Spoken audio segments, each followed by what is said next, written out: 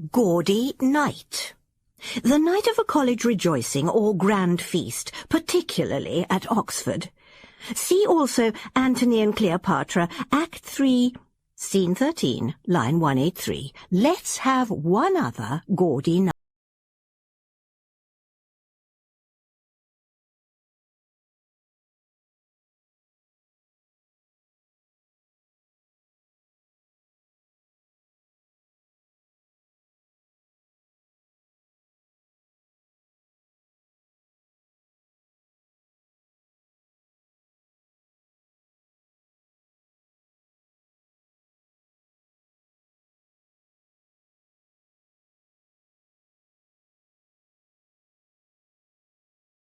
The Shrewsbury College Gaudy this year.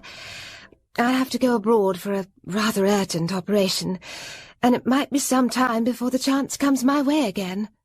Mary Stokes, pretty and dainty, the social centre of her year, had been a most unlikely friend for me at Oxford, where I was gawky and awkward, and anything but generally popular. Oxford. Mary had never missed a college reunion or a Gaudy.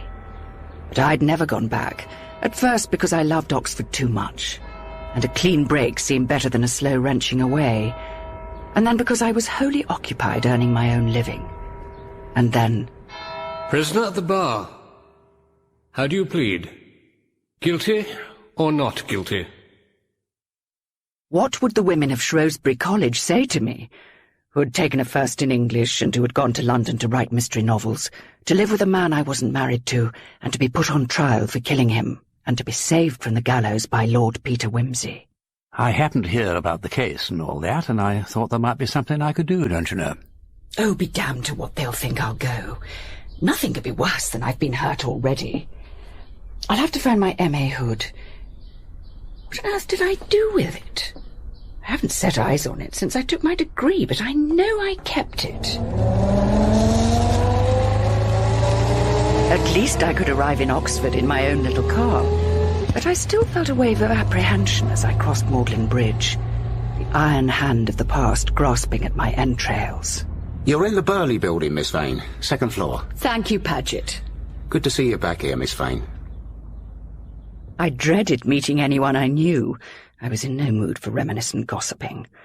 I bathed, put on a black frock that seemed suitably sober for the occasion, pulled my M.A. gown round my shoulders and adjusted its hood of crimson silk. At any rate, they can't take this away. Whatever I have done, this remains. Scholar, Master of Arts, Domina, senior member of this university. Harriet! Oh, it's so wonderful to see you again after all these years. The moment I saw Mary, I knew it was all a great mistake. She was pathetically pleased to see me, but we had nothing to say to each other. Marriage had stifled that bright, agile mind, and all we could do was to chat politely about my books and her children. I thankfully allowed myself to be scooped up by the Dean, who looked remarkably youthful to be carrying so much responsibility on her shoulders. So splendid you were able to come. Rather brave of me, don't you think, Miss Martin? Oh, nonsense. Nobody bothers about all that. And the warden's longing to see you. She simply loved the sounds of crime. Let's go and see if we can catch her before the Vice-Chancellor arrives. She piloted me through the brightly chattering women to the warden, Dr. Baring, quietly imposing in her scarlet and grey. Delighted to see you here, Miss Vane. I was up all night reading the fountain pen mystery. I wouldn't want to be responsible for depriving you of your sleep, Warden. Now, tell me, have you had an opportunity to look at the new library wing? It's certainly going to be a great improvement. When will it be finished? By Easter, we hope. Perhaps we shall see you at the opening. I shall look forward to it. But I must be off. I can hardly be late for the Vice-Chancellor. Gowns, gowns, gowns. It was difficult to recognize people after 10 years or more, though far too many of them had no difficulty in recognizing me. How do you think of all your plots? I can't imagine how you dream up some of the things you write about. The Vice-Chancellor, surrounded by the female dons in reverential attitude suggestive of a prayer meeting, gave a little speech adorned with classical tags and unveiled a sundial.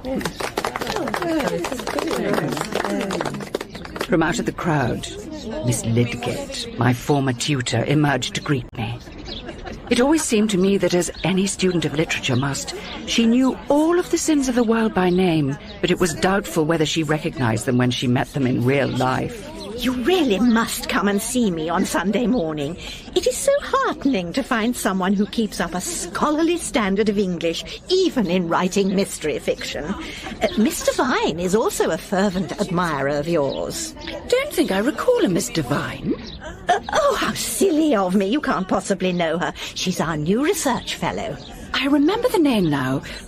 Wasn't she head of one of the big provincial colleges? Yes, she was provost of Flamborough for 3 years. But it really wasn't her kind of thing, too much administration. It wore her out. But come and meet her. She's been cornered by that frightful Miss Gubbins. Miss Devine's iron-grey locks were supported by a forest of hairpins, which gave her something of the air of the White Queen. Dear me, what a very uninspired young woman Miss Gubbins is. She seems to think I should have torn Mr. Winterleg to pieces for a trifling error in his book on the Earl of Essex. But I sensed that hers was a mind as immovable as granite. It's a great mistake to see one's own subject out of proportion to its background. The error should be corrected, of course. Mr. Vine, I've brought along somebody I know you're anxious to meet. This is Miss Vane. Oh, how delightful. Oh, do let me say how much I enjoyed your last book. I was discussing it with Professor Higgins, and he suggested a most interesting possibility. Ah, so that's where you've got to. The Vice-Chancellor's taken himself off so we can get rid of this filthy old bombazine and show off our party frocks. Give me your gown, Miss Vane. Has it got your name on it? Yes, it has. You too, Mr. Vine? Oh, thank you. I'll chuck them into the senior common room. Yes, I can't. Oh, dear. Is my hair untidy? It is a trifle. Let me help you. Thank you. That's very kind. The afternoon passed off reasonably painlessly. The dons fell ravenously on the cakes and ices. The only unpleasantness was provided by Miss Hilliard, the history tutor who had never liked me. Well, Miss Vane, you've had some very varied experiences since we saw you last. At the Gaudy dinner, Mary Stokes had grabbed the place next to mine. I hoped that the screeching of 200 female voices would make conversation impossible, but Mary still managed to come up with a question I'd been praying no one would ask. Do tell us about Lord Peter, Harriet. What is he really like? Seeing that he got me out of prison and probably saved me from being hanged, I'm naturally bound to find him delightful. Oh, I'm so sorry. I didn't think. And I did not fare much better when I took coffee with the Dean and members of the Senior Common Room, where I was obliged to give a summary of the book I was working on. A fellow, who answered to the name of Miss Barton and who seemed rather obsessed with criminal reform, pounced upon me before I had a chance to finish. Forgive me, Miss Vane, for speaking frankly, but after your own horrible experience, I wonder that you care about writing that kind of book. I know what you're thinking, that anyone with properly sensitive feelings would rather scrub floors for a living. But I should scrub floors very badly, and I write detective stories rather well. I don't see why proper feelings should prevent me doing my proper job. Oh, but surely you must feel that terrible crimes ought to be taken seriously, and not just made into an intellectual game. I mean, this Peter Wimsey... And suddenly everyone, the Dean included, began to ask me questions about Peter, and I was hard-pressed to keep my temper. Fortunately, from the far end of the room, the bursar raised the subject of the college drains, on which all the fellows seemed to have something to say, and it was soon time to retire. Mr. Vine insisted on walking back with me to Burley Building. Miss Vane, I admired you for speaking as you did tonight. I imagine you come across a number of people who have very decided views about what you ought to feel about your very unpleasant experiences. It is fatal to pay the smallest attention to them. Yes, but everything begins to take on such a different aspect here in Oxford. Should I really be churning out trivial detective stories or devoting myself to some form of academic study? How is one to know which things are really of overmastering importance? We can only know that when they've overmastered us. Good night. And she vanished with her long stooping stride beneath the hall archway. I was too restless to go to bed, and for some minutes I paced to and fro in the quad. My eye was caught by a sheet of paper fluttering across the grass. I caught it up and took it inside to look at it in the light. It was a childish drawing of a naked female figure inflicting savage and humiliating outrage upon someone in a cap and gown. A nasty, dirty and lunatic scribble. There was only one proper fate for such a thing.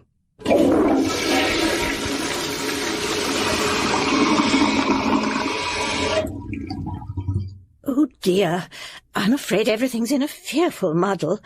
I am working on a new theory of prosody in English verse, from Beowulf to Bridges, and it has all got rather out of hand.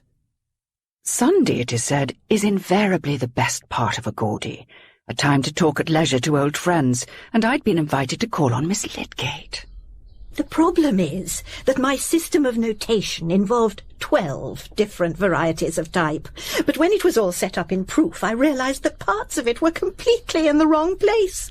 I do find the practical side of bookmaking so confusing.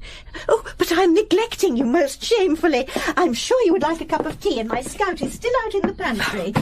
Annie! Yes, Miss Lydgate? Would you please bring in a second cup for Miss Vane? Yes, of course, madam. Such a sweet woman, but I'm afraid we may lose her. Miss Hilliard does not approve of married women working in college. Here you are, Miss Vane. Thank you. Thank you, Annie. But the poor woman is a widow with 2 children. Fortunately, they are boarded out in St. Aldate's, but she really ought not to be in service at all. Now then, I cannot remember. Do you take sugar? All things considered, it had not been too bad.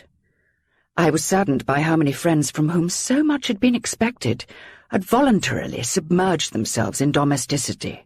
But as my car wound its way home through the Chilterns, I knew that Oxford held no terrors for me now, and that I could return there without misgivings. I found a pleasant pub for lunch where I ate with a good appetite. And then I remembered that my cigarettes were still in my gown. I reached down to the bottom of the long sleeve and came across a folded piece of paper. "You dirty murderess, aren't you ashamed to show your face?" The letters were cut from the headlines of a newspaper. I took a match and set light to it. Harriet Vane? I was wondering whether you could find the time to dine with me one evening. Oh, thank you, Peter, but I don't know whether— You mean you're fully booked? Of course not. I could manage Saturday.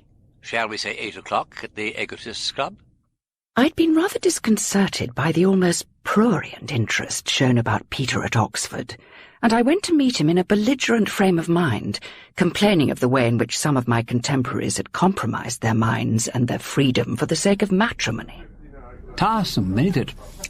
But what are you going to do about the people who are cursed with both hearts and brains? James? Yes, my lord. Could you rescue Miss Vane's napkin? Of course, ma'am. Oh, thank you. I'm sorry I keep on dropping things. This silk's too slippery. You see, I'm beginning to believe they've got to choose. Not compromise? I don't think compromise works. That I should live to hear any person of English blood blaspheme against compromise. What's the matter? Is your napkin gone again? No, it's my bag this time. It's under your left foot.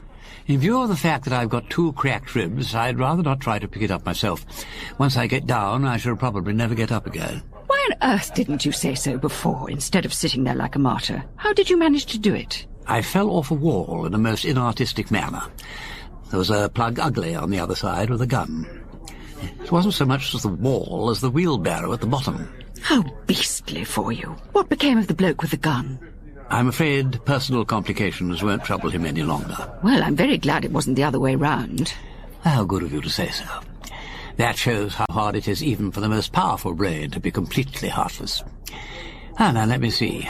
It's not my day for asking you to marry me, since I agreed to confine myself to Guy Fawkes Night, All Fool's Day, and the anniversary of the King's coronation. So we'll have coffee in the smoking room, if you don't mind. This chair is getting as hard as that wheelbarrow. Your bag, madam. Thank you. 2 old brandies, if you please, James. Very good, my lord. This postcard was found under the table in the dining room, madam. Thank you. I must have stuffed it down the side of my bag before I came out. What is it? Nothing. Anonymous dirt, I take it. But all the Philip Boyes business was ages ago. Do you still get much of that kind of thing? Oh, not so often now. I found one stuffed down the sleeve of my gown in Oxford, and this card was in this morning's post. I only wish I'd looked at it before I got here. May I see it? ask your boyfriend with the title if he likes arsenic in his soup. What did you give him to get you off? God, what muck. So that's what I'm letting you in for. It doesn't matter. You can't do anything about it. I might have had the consideration not to expose you to it all for the past 5 years by hanging round your neck like the old man of the sea. Heaven knows you've tried hard enough to get rid of me. You'd have been perfectly justified in telling me that I was making life impossible for you. Should I? Do you expect me to tell you that you were compromising my reputation when I had none to lose? To point out that you'd saved me from the gallows, thank you very much, but left me in the pillory? I see. The plain fact is that all I'm doing is to make life a little more bitter for you. It was generous of you not to say so. I'll admit defeat and say goodbye. Your brandies, my lord. Yeah, thank you, James. Well, don't look so tragic about it, Harriet. Your coffee's getting cold.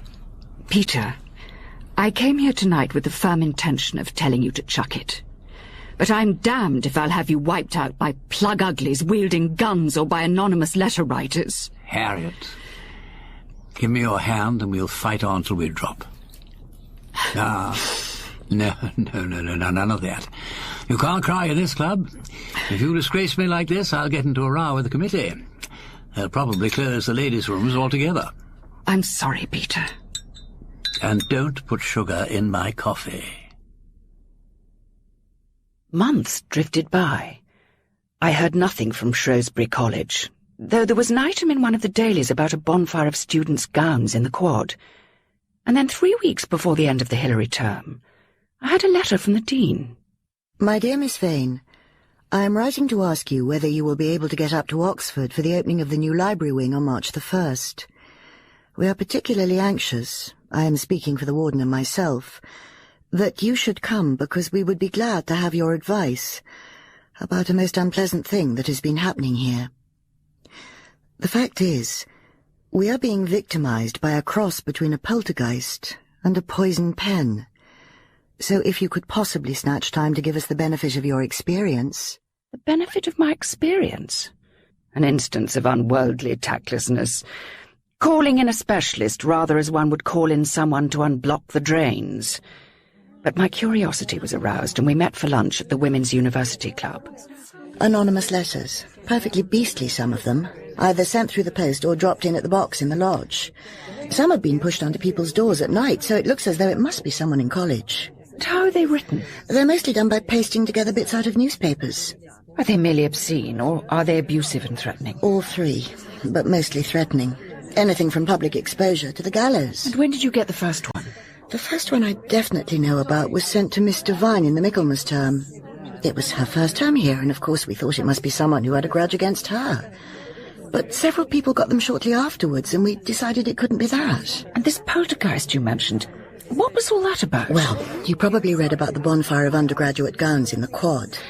We thought it was just a rag at first, but now we're not so sure. But the real outrage is the attack on Miss Lidgett's English prosody. You saw some of it when you came for the Gaudy, a really colossal work. Well, it's been defaced and heavily obliterated. Some portions of it virtually destroyed. She was practically in tears. And the alarming thing is that it looks as if someone in college must be responsible. And we're so terrified about next week with Lord Oakapple coming to open the library. Suppose someone sends him a poison pen letter. You can see why we would be so grateful if you could come. I drove into Oxford on the day before the inauguration of the library. The warden had called a meeting of the members of the senior common room in her office, apparently for my benefit. On the table are all the scraps of evidence we have been able to assemble. The letters, 15 in all, some highly obscene drawings, mostly pushed under doors, and the distressingly mutilated remains of Miss Lidgett's English prosody. Perhaps, Miss Hilliard, you would be so good as to explain the circumstances of its disappearance? Miss Lidgett had asked me to go through the manuscript to verify certain historical allusions. On the Saturday morning, I took the pages up to the old library, worked there for some time, I was alone in there, and then went off to lunch, leaving them on the table. When I returned, they'd disappeared.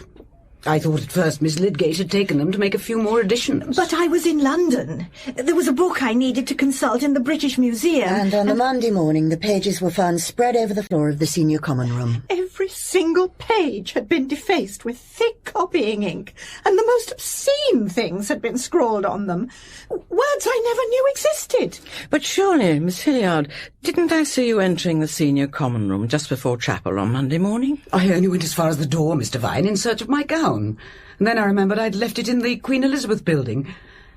Are you implying that I defaced the papers myself? Oh, no, nothing of the kind. But if you had gone in and seen the papers, it would have provided a terminus quo. Or, alternatively, ad quem for the investigation. And that, apart from a large bottle of copying ink which had been stolen from the office of the college secretary, was all the material evidence available, apart from some scribblings on the wall of the lavatories which had been promptly effaced.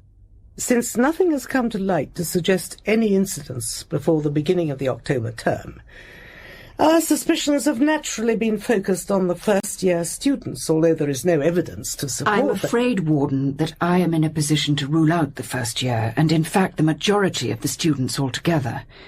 You see, this whole business began much earlier than you think, at the Gaudy, when most undergraduates had gone down. Could you explain what you mean by that, Miss Vane?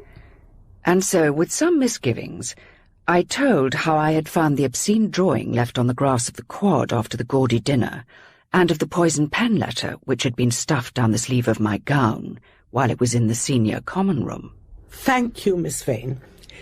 I am extremely sorry that you should have had so unpleasant an experience. But your information, of course, narrows down the field a great deal. If the culprit is someone who attended the Gaudy, it must have been either one of the very few students who were still in college awaiting their vivas, or one of ourselves. Oh, surely it is far more likely that it is one of the scouts. I cannot believe that any of us would be capable of anything so disgusting. So far as I can see, none of us can be taken on trust. Well, the question remains, what steps do we propose to take? We have asked Miss Vane's advice, and it seems to me that some private person should lend us assistance. You mean we should call in a team of private detectives to snoop about the college? That's preposterous. If I may make a suggestion, I propose that the evidence should be handed over to Miss Vane, since she is the only person who cannot possibly come under suspicion. Perhaps she would care to sleep on the matter and make us a report in the morning. And so the meeting broke up.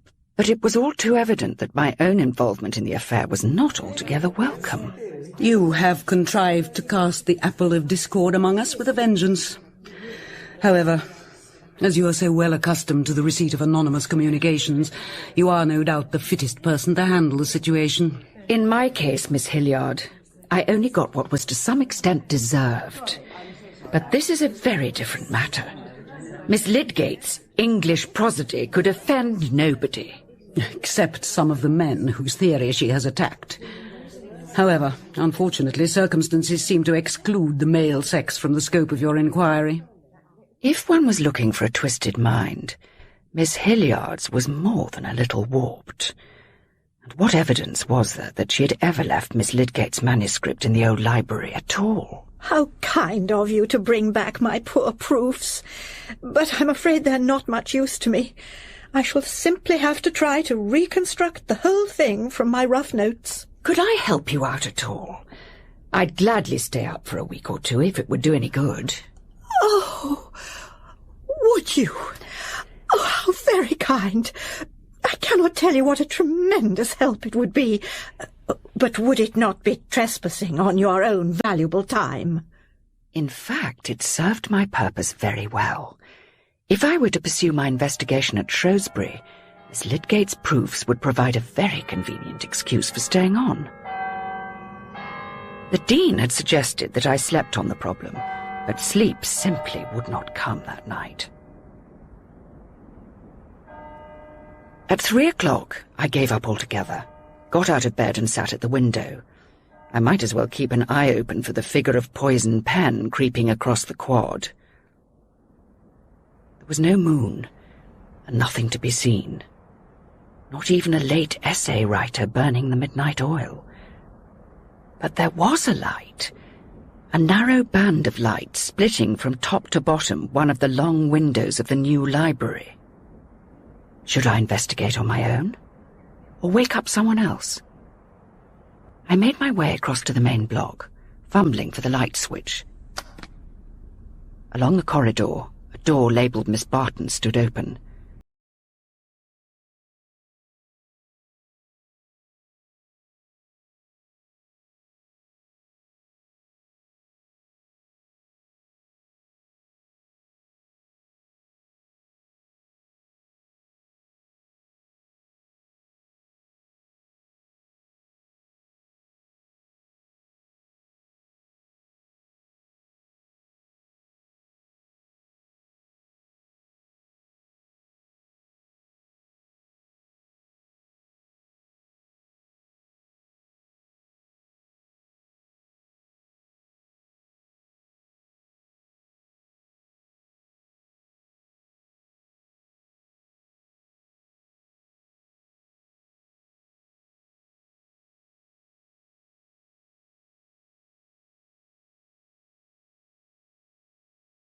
I made my way across to the main block, fumbling for the light switch.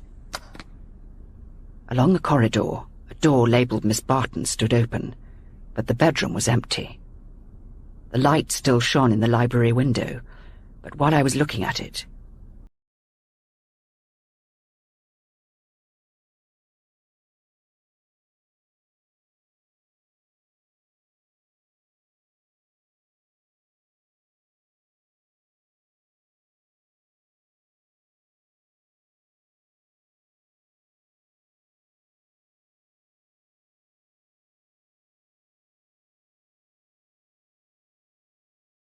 Oh, Miss Barton, I was looking for you. I saw a light in the new library. So did I. I've just been over to investigate. The door's locked.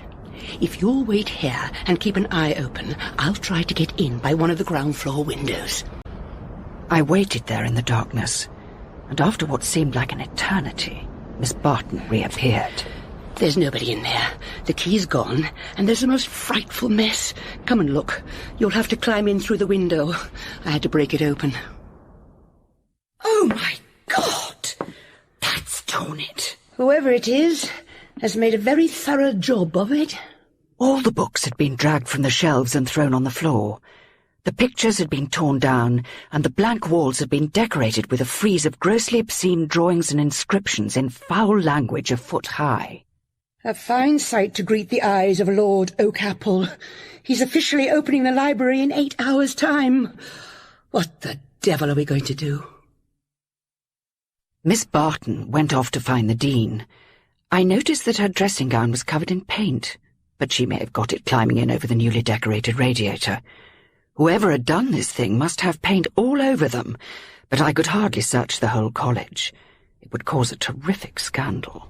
Mercy, what fools we were not to expect it. Of course it was the obvious thing to do, and if you hadn't spotted it, we wouldn't have found out until the Chancellor was on the doorstep. What would you advise? My first reaction is turpentine, and the second is Paget. My dear, you're perfectly right. Run over and get him. And then could you wake Miss Burrows? Fortunately, I have a spare key, the one made for Lord Oakapple's ceremonial opening. The Dean is sorry to say, Paget, that somebody has been playing very disagreeable tricks in the new library. Have they indeed, miss? The whole place has been turned upside down, and some very vulgar words and pictures scrawled on the walls. Very unfortunate, miss, that is. It will all have to be cleaned off before the Chancellor arrives. Do you think you can manage it, Paget? You leave it to me, miss. Miss Burrows seemed more annoyed that all the books would have to be put back on the shelves than outraged by the vandalizing of the library. There was a strong smell of turps in her room, which she accounted for by having to wash paint off her hands when she'd been clearing up in the afternoon. Surely she could not have been responsible for the attack herself. But nothing and no one could be ruled out. Even Miss Lydgate might deliberately have destroyed her own papers to divert suspicion. Paget has worked wonders. You'd hardly notice that anything untoward had ever happened. Fortunately, the Chancellor is very short-sighted. Will you be joining us all for lunch? No, I think I'd better remain on the library balcony to keep an eye open for any further mischief. A very wise precaution. I will arrange for Annie to bring you up a plateful of sandwiches. your little girls getting on, Annie? Oh, they're doing splendidly, madam. Oxford suits them, after living in a manufacturing town where we were before. And do you enjoy working here? It's all right. But some of those ladies are a bit queer. I always think of what it says in the Bible about much learning hath made thee mad. What do you mean by that, Annie? Well, you may have heard about rude words being written on the walls and nasty anonymous letters going round. Well, you'll find, madam, they've all happened since a certain person came into college. What person? One of those learned ladies, madam. You write detective stories, don't you, madam? Well, you'll find something in that lady's past. You may be sure of it. There couldn't be much doubt whom she was talking about. Mr. Vine.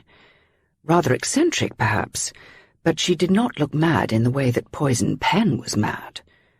However, I could not rule her out. That evening the warden asked me to call on her. We are all very grateful to you, Miss Vane, for rescuing us from what could have been a highly embarrassing situation. But how are we to make doubly sure that something of this kind does not happen again? I must make it clear that there can be no question of calling in the police. That would only result in ill-informed gossip. And even after all these years, there are those in this university who do not look kindly on the women's colleges. Then I'm afraid the only solution is to call in a private detective agency. I cannot think that would be very desirable. The college is a closed world, and intruders would not be received very sympathetically. If that is the case, I suggest that I should stay on in college for a week or two, ostensibly to help Miss Lydgate with her book. I could then carry out a few investigations and keep a watchful eye on things. That is a very generous offer. We shall all be considerably in your debt. And so by day I did my best to bring some sort of order to Miss Lydgate's chaotic papers, and by night I snooped about the corridors or prowled round the college grounds. After a week or so, the place had become so quiet that I gave myself an evening off and went to a private dance given by an old friend living in North Oxford. Sometime after midnight, I let myself in by the side gate and started across the old quad. There was a glimmer of pale moonlight, by which I could make out the figure of a man, halfway up the eastern wall of the college. Hell! We've been spotted! Look, get over, and I'll... Oh, blast, I've turned my ankle. It's a fair cop, Ma'am. And what were you doing on our wall, sir? Just having a bit of fun, you know. I took a bet I could hang my cap on the tip-top of the Shrewsbury beeches. What was that? I really couldn't say. Oh, is she part of your bit of fun, too? Look, I'm most frightfully sorry about this. I'm afraid she isn't very well, and we were trying to get her back to her room. Oh, the girl's drunk. Well, I'm afraid that's about it. There was a party in my friend's rooms, and when we realized she was a bit under the weather, we thought we'd better give her a hand. I wouldn't want her to get into trouble or anything. As a matter of fact, you've been extraordinarily lucky. I'm not one of the dons. I'm simply staying in college. Thank God for that. Do you happen to know where this little fool's room is? Well, as a matter of fact, I do. It's through that archway there, about halfway up the staircase. Right, I'm going to get her out of harm's way, and then I'll unlock the gate for you. How very sporting of you. Can I help? No, I think you better wait for me inside the chapel. I'll be as quick as I can.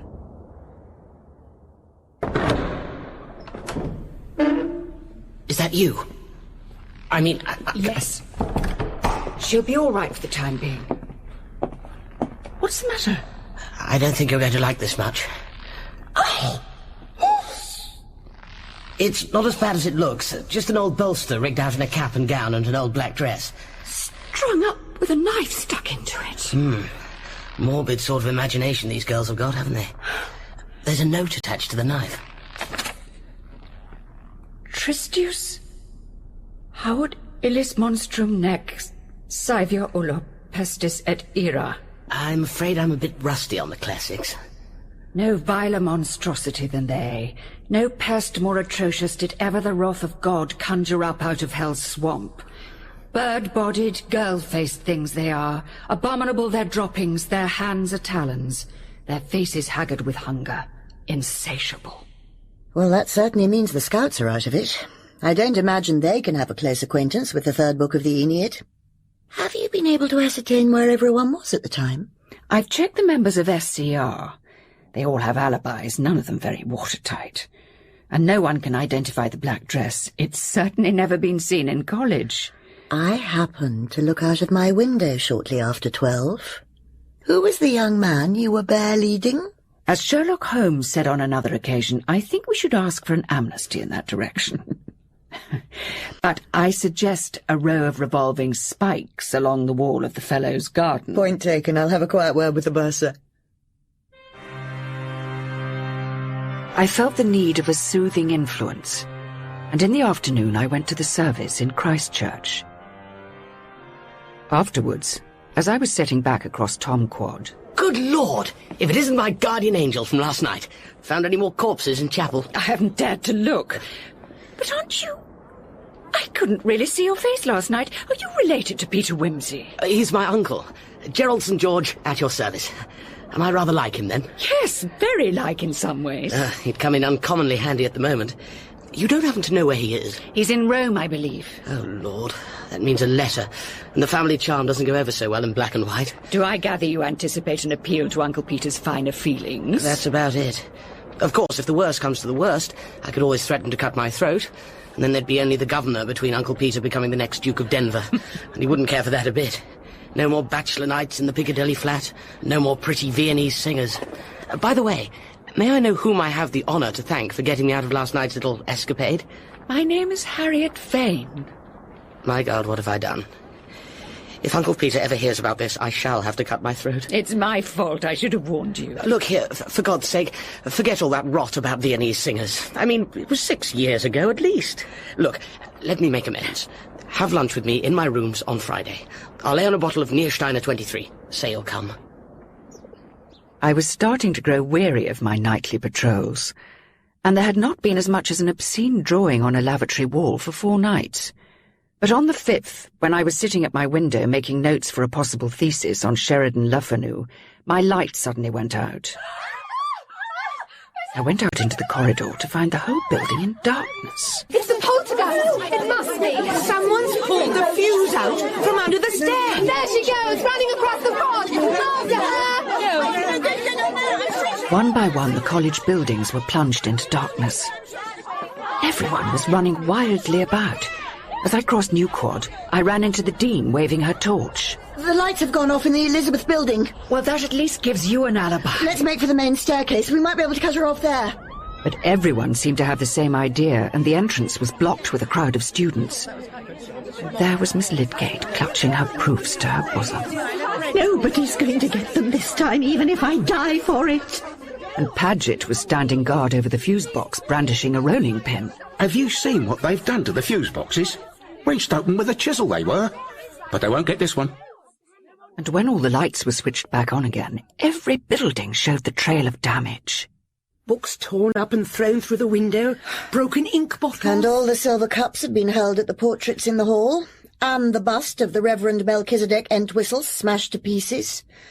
At least that's something to be grateful for. And in the SCR, someone has written, "Ha, ha," across the mirror, and a vulgar epithet with which I will not sully my lips. Friday came, but when I arrived at Christchurch for my lunch with Viscount St. George, I was told he had been taken to hospital with a cut head and an injured shoulder, the result of a motor accident. There was a letter for him from Peter in his pigeonhole, which I thought might be important. Sealing wax and the family crest. Uncle Peter at his stuffiest. Shall I open it for you? I wish you would. And will you tell me what it says? What with a bandage over one eye and the other pretty bloodshot, I'm in no shape for reading letters. Any enclosure? No, nothing. How does it begin? My dear St. George. Oh, Lord, then he's really furious. Hadn't we better leave it till tomorrow? No, I'd better know the worst. If I rightly understand your rather incoherent letter, you have contracted a debt of honour for a sum which you do not possess, and have settled it with a cheque which you have no money to meet. I'm getting a frightful headache. Just give me the gist of it. He won't lend you any money. What am I going to do? But he will cover your cheques. Oh, cheque or cheques? Cheques. And he will come to see you when he returns to England. Oh, I don't like the sound of that. Look, do you think you could write and tell him about my accident? It might soften him up a bit. Yes, I can certainly do that. And now you'd better try and get some sleep. No, stay a bit longer. that very nasty object we met with in your chapel the other night, was it something to do with the ghost thing that's been playing merry hell about the place? No one's supposed to know about that. Well, the word has got about, you know. And I have a kind of idea I may have met your ghost. Met her? Yes, just after the beginning of term. You see, well, the other night wasn't the first time I've climbed into Shrewsbury. I rather gathered that. Only for a bet, of course.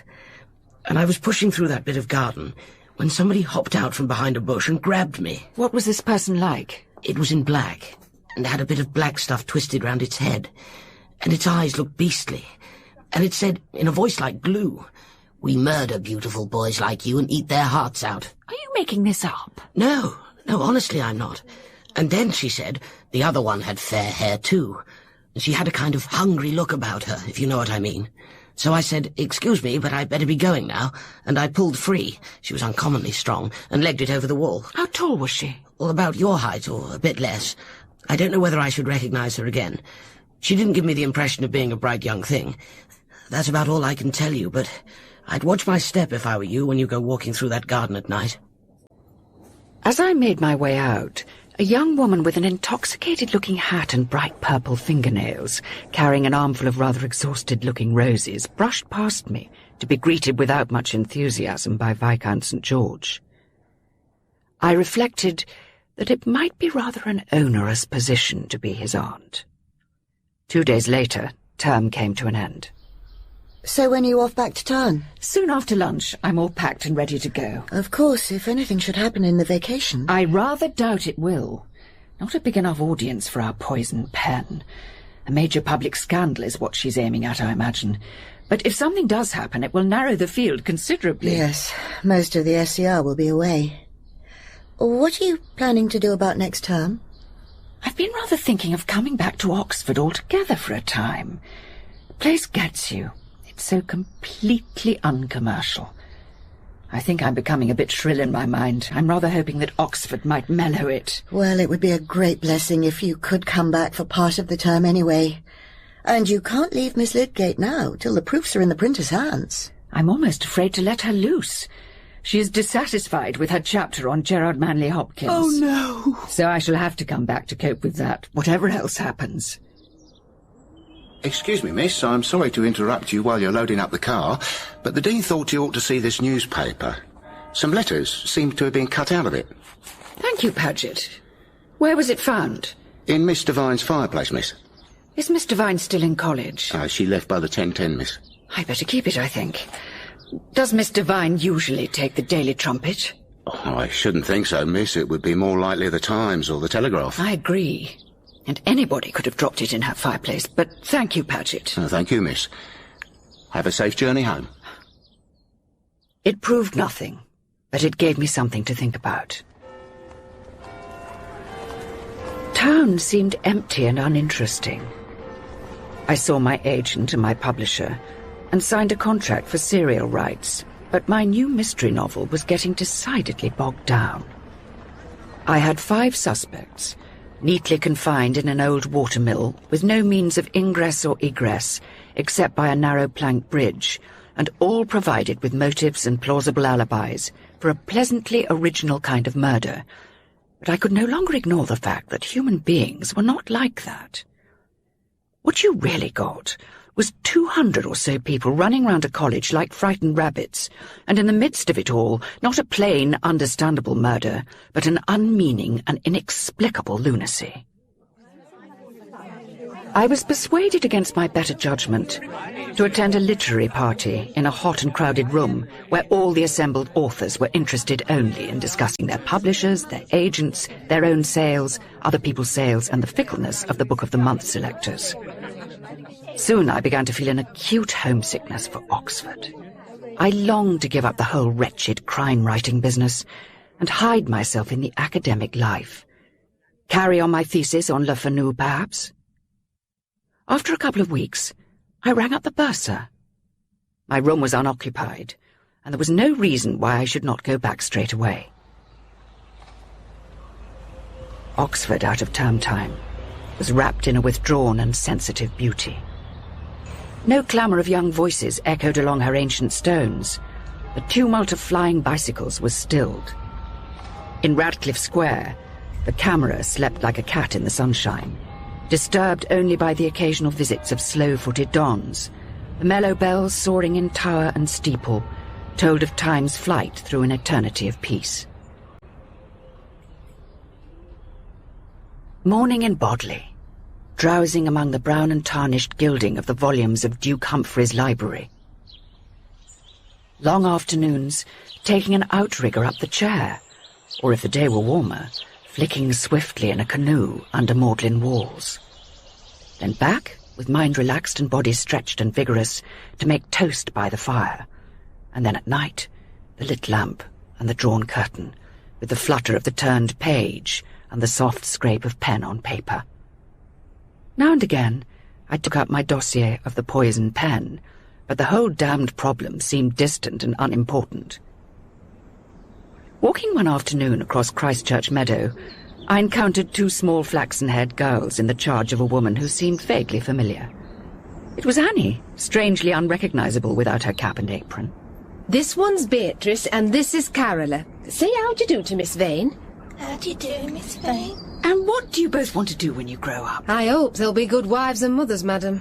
I want a motorcycle and I want to keep a garage. You'll never get a husband, Beatrice, if you mess about in a garage getting all ugly and dirty. I don't need a husband. I'd rather have a motorcycle. She'll find out someday, won't she, madam? All too soon, the dons began to return. Thank God that's over. I've been having a most tedious time looking after my sister, who's having her first baby, if you please, at the age of 35. Professor Braithwaite has been casting a friendly eye over my prosody, and has very kindly pointed out that I have failed to take account of the spasmodics. But they'd not been in college for more than a couple of hours before a grand old row broke out over the secretary having to stay away to look after her boy, who had measles. I don't see what else you can expect if you give jobs to widows with children. Domestic preoccupations will always take precedence over their work here. Yes, but the children must be fed and clothed and cared for, surely. And Mrs. Goodwin is an excellent secretary. I should be sorry to lose her. The plain fact is that everyone in this place has an inferiority complex about married women and children. For all your talk about careers and independence, you all believe in your hearts that we ought to abase ourselves before any woman who has fulfilled her natural functions. It is natural, I suppose, to feel that married women lead a fuller life. Then let them lead it. But if Mrs. Goodwin can't carry out her duties properly, she should resign. And just remember this. The last time she was away, we had no trouble from anonymous letters and filthy drawings. Bless my heart. She is so prejudiced. I always think it's a very great pity she never married. I should be very sorry for the poor man, I must say.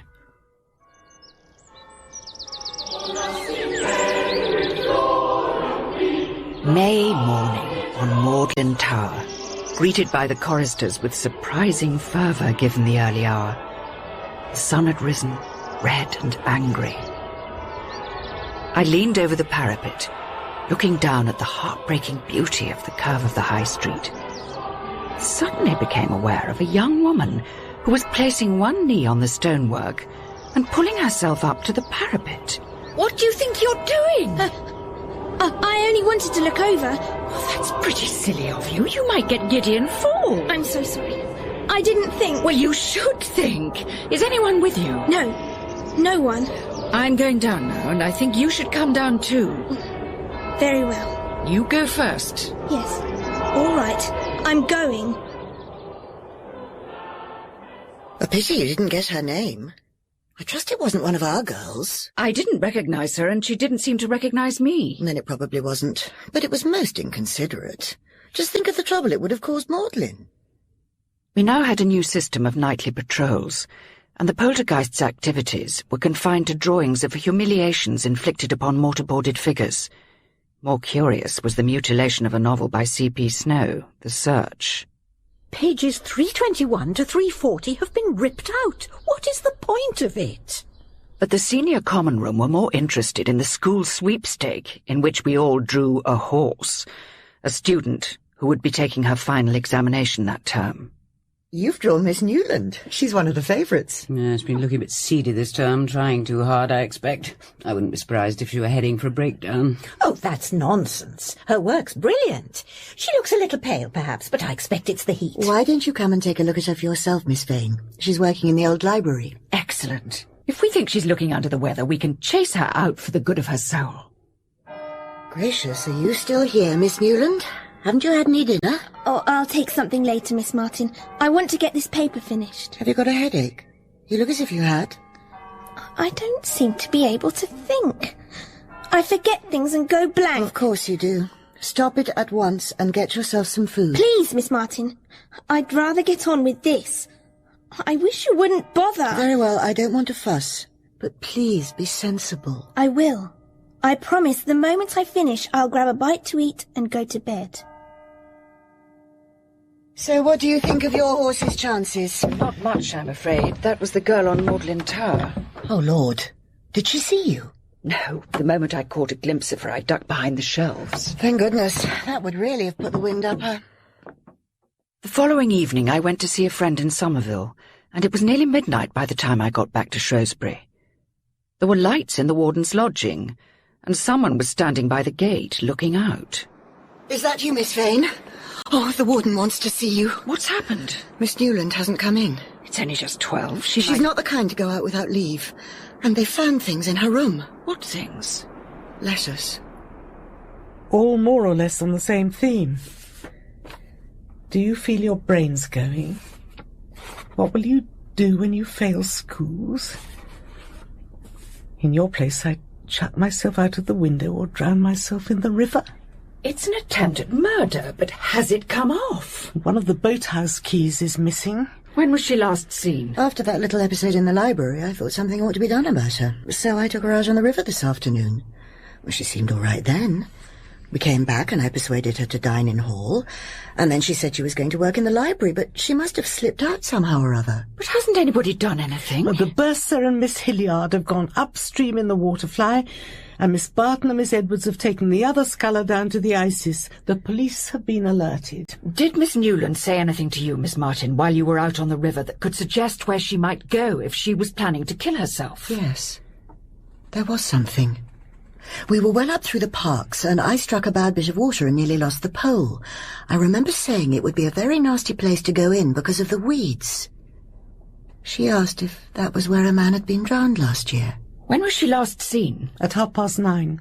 It would take her a good half hour to get to the boathouse, and then at least 40 minutes to punt to the... She's not a good punter.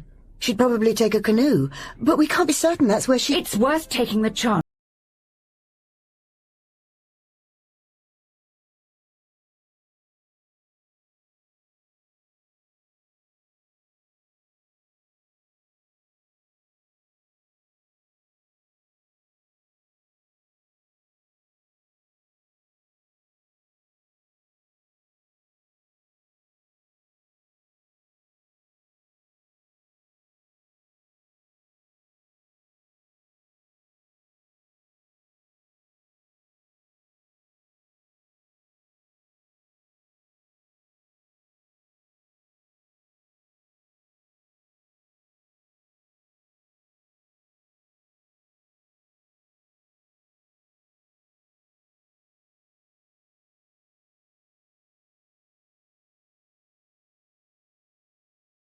Did Miss Newland say anything to you, Miss Martin, while you were out on the river that could suggest where she might go if she was planning to kill herself? Yes.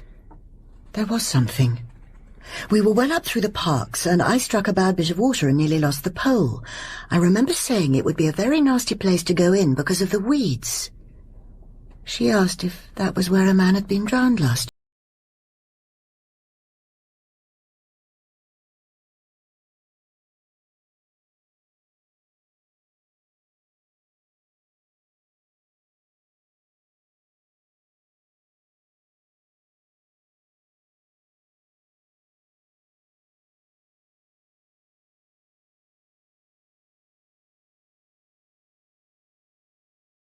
Coffee and brandy, and we'd better get the police to send a constable to rendezvous with us at Tim's boathouse. I will see to that. I shall be thankful for something to do. Our boat crept slowly downstream. The constable, crouched in the bows, swept the beam of a powerful torch from bank to bank. Right, hold on a minute. There's something here. No, nothing but a bit of sacking. Ready then? Paddle. Is that the bursar's boat coming up towards us? Yes, it is. There she is. She's thrown herself in. Paddle like blazes.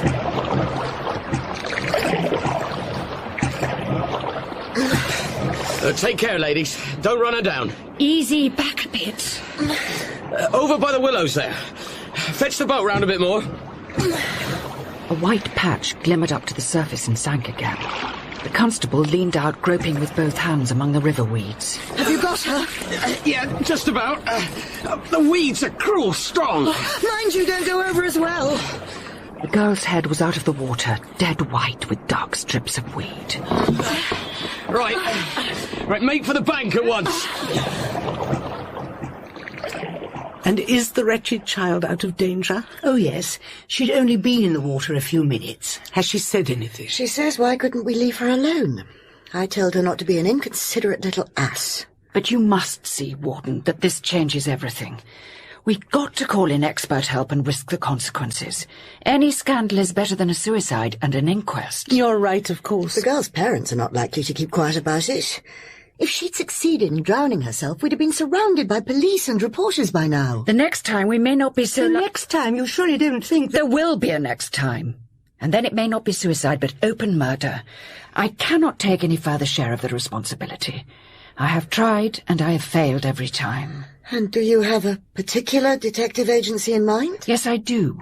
But if anyone has anything better to suggest... We have wasted too much time already. Will you get into communication with these people straight away? I will telephone the head of the firm this morning.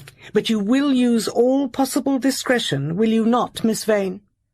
The agency I had in mind was ostensibly a typing bureau, financed by Peter Wimsey, who employed it for some of his more discreet investigations. It was run by a woman who had played a vital part in the case of the murder of which I had stood accused, Kathleen Climpson. I'm afraid that Miss Climpson is absent from town, engaged on a case. Would you care to speak to anyone else? But Miss Climpson was the only member of the firm personally known to me, and I did not like to pour all the horrible details of the affair into the ears of a total stranger. Ah, Miss Vane. I was looking for you. Is something the matter, Mr. Vine? See for yourself. Your turn's coming. Nice to be warned, I suppose. It fell out of one of my books just now. When did you use the book last? Well, that's the curious thing. Miss Hilliard borrowed it last night, and it was returned to me this morning by one of her students. Did you give the book directly into Miss Hilliard's hands? No, I put it into a pigeonhole before Hall. So anybody might have got hold of it? I suppose they could, yes. Could Mr. Vine have planted the letter herself? I simply had no idea where to turn for help. I'd said that I would go to the head of the firm, but the real head, the brains behind it, was Peter himself. Should I at least ask for his advice? I'd quite deliberately turned my mind away from him during the past months, sinking myself deeper and deeper into Oxford. He had, of course, sent me some weeks ago his inevitable All Fool's Day letter. Dear Harriet, I send in my demand notes with the brutal regularity of the income tax commissioners. And probably you say, when you see the envelopes, oh, God, I know what this is. He was quite right, of course. Will you marry me?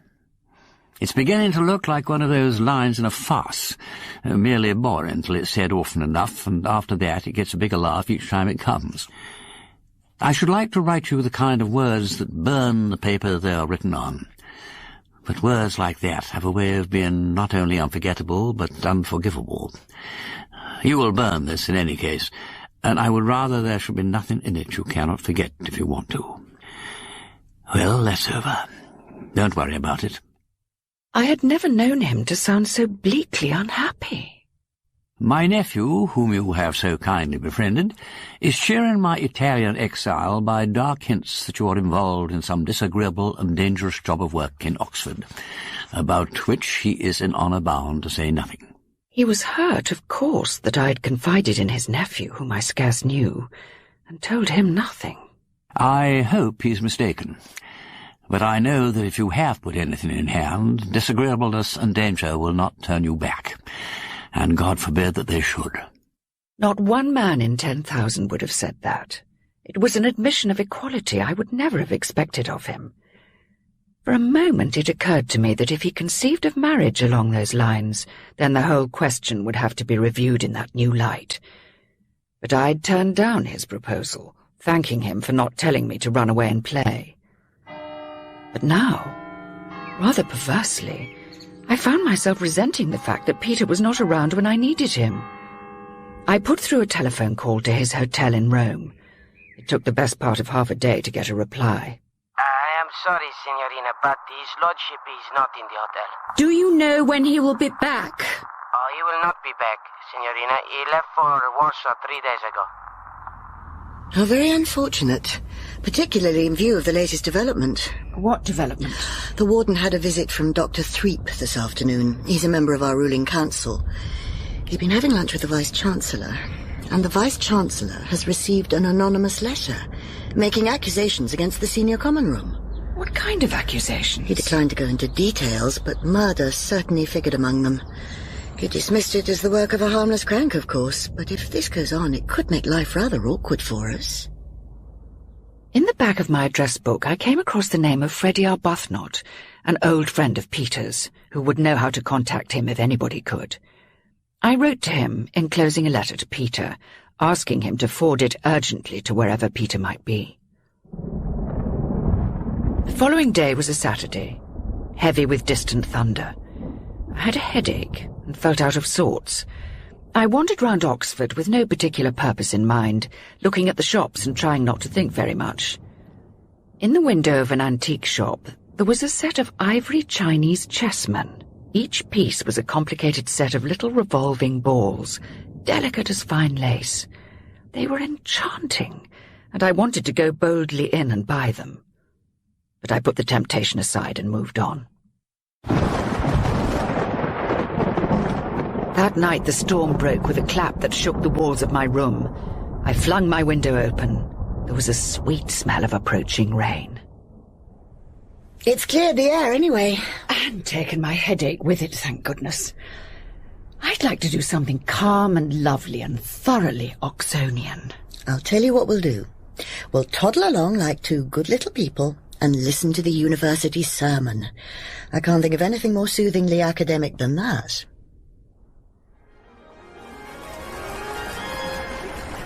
After the service, we walked out into the bright morning. Standing at the corner of Cat Street was a group of dons chattering animatedly, two fellows of All Souls and a distinguished figure I recognized as the Master of Balliol. Beside him was a figure in an M.A. gown, who, as the Dean and I passed by, turned and lifted his mortarboard. Lovely morning, ain't it? I found myself presenting Peter to the Dean in a sort of daze. How had he got here? And why hadn't he let me know? If you happen to be free and in your college during the next half hour or so, may I come round and look you up? That would be delightful. Then I'll be round in 20 minutes. Well, so that's the man. Yes, that's him. My dear, he's perfectly charming. You never said he was coming to Oxford. I didn't know. I thought he was in Warsaw. I wrote to him giving an outline of what was going on at Shrewsbury. I don't know what the warden will think. I didn't expect him just to turn up like this. I shouldn't say too much about it. Simply bring him along to High Table when he's free and let him turn the whole lot of us inside out. A man with manners like that could twist the whole SCR round his little finger. What a mercy he's an historian. That will put him on the right side of Miss Hilliard. I never thought of him as an historian. Well, he took a first. I'm told he was looked upon as one of the ablest scholars of his year, didn't you know? No. I don't think I ever consciously connected him with Oxford. He's full of surprises. Yes, I did get your letter. I didn't know whether you wished me to appear personally, but I was coming to Oxford anyway. I wanted to drop round and see you yesterday evening, but I got tied up with people. What have you been doing with yourself? Talking for all these interminable weeks. I'm a professional funny man at the Foreign Office. What? If some foreign dignitary feels offended or not sufficiently regarded, I take him out to lunch and tell him funny stories to put him in a good humour again. God, what a game. You look as if you haven't slept for weeks. I'm not so sure that I have, now you come to mention it. We all thought at one point that the balloon was going up. I got as far as saying to Bunter one night, "It's coming. Back to the army again, Sergeant." But in the end, you know, it made a noise like a hoop and rolled away. For the time being. Well, it's a relief to get back and find you here, and Oxford going on as it used to. If only one could root oneself in here among the grass and stones and do something worthwhile. But, Peter, you're saying exactly what I've been feeling all this time. Can it be done? No, it can't be done. Though there are moments when one comes back and thinks it might. I haven't yet properly thanked you for being so kind to St. George. Have you seen him yet? No. I threatened to descend on him tomorrow and show him a damn disinheriting countenance.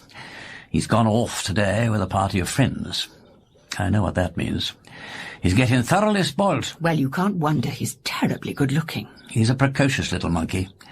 Though I can't blame him for that. It runs in the blood.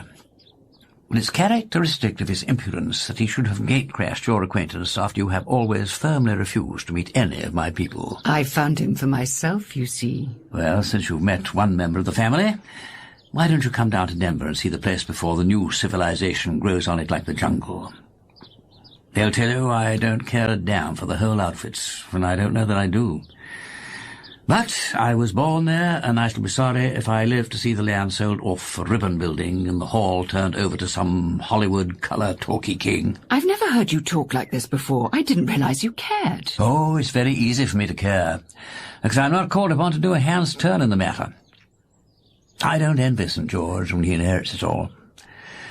Only I do have a certain hankering after certain musty old values. I understand. And I'd like to see your home. Would you? Then we'll go one of these days. But... No, don't worry. I won't inflict the family on you, so I think you'd rather like my mother. We'll choose a time when they're all away, except a dozen or so harmless dukes in the family vault. Oh, great Scott, look at the time. Oh, dear, look, you let me maunder on and we haven't said a word about your Shrewsbury problem. I've been only too thankful to forget it for a bit. As I dare say you have. Listen, Harriet, couldn't we make today a holiday? I've got this lunch with the master at Balliol, but why don't we meet at 3 o'clock and take a punt from Magdalen Bridge? If this were 20 years ago, I should say you were going on the river. I am, hand in hand with a statelier past. I'm afraid you're making yourself conspicuous. No sunbathing costume, no coloured beach sandals. You are clothed, clean and cool on a Sunday afternoon, too. I hope at least the parcel under your arm contains records of crooners. It was, in fact, my poison pen poltergeist diary, which I wanted Peter to take away and study. He was waiting for me, immaculately dressed in the manner of an Oxford engraving, and handed me ceremoniously into the punt. Is it your pleasure to go up or down? I felt the need of shade and solitude and chose to go downstream. But an ugly shock awaited us. Good God! What's the matter? I struck something terrible. Can't you smell it? It is scandalous the way corpses follow me about. My dear idiot, it's only the corporation garbage dump. A garbage dump? Oh, dear, it is simply criminal. Let's get away from here. There's no romance left on this river. The Isis was thick with overcrowded punts and whining gramophones. We put in under the shade of an overhanging willow, but even there we were not left in peace. Why, look there! If it isn't Lord Peter Wimsey! A contingent of American ladies, whose leader claimed to know Peter, came paddling across to look at us. Peter behaved with his customary urbanity, while I heartily wished them all at the bottom of the river. After what seemed like an eternity, they paddled off again. Well, girls, didn't I tell you he was the perfect English aristocrat? I think I'd better give up being the perfect English aristocrat and become the great detective again. Perhaps I should have a glance through your dossier after all. I'm curious to see what kind of a sleuth you make when left to yourself. He curled up among the cushions while I studied his half-averted face. The glitter of close-cropped hair where the neck muscles lifted to meet the head. An almost imperceptible beading of sweat on the upper lip. What is it? Is something the matter? No, nothing at all. So it has happened. But it happened long ago. The only thing is that now I have to admit it to myself. I've known it for some time. But does he know it? Well, Harriet, it's not a pretty problem. And it simply can't go on. Tell me what to do, Peter. Well, there are two possibilities. You can plant spies all over the place and wait to pounce when the next incident occurs. But you don't know how difficult a place it is to police. And suppose we don't catch her and something horrible happens. I agree. The other, and I think the better way, is to do what we can to frighten this lunatic into keeping quiet while we dig out the motive behind the whole thing. I'm sure it's not mere blind malignity. There's method to it. Isn't it all too painfully obvious? Pent-up, frustrated sexual energy. No, Harriet, it's not. You're not thinking clearly.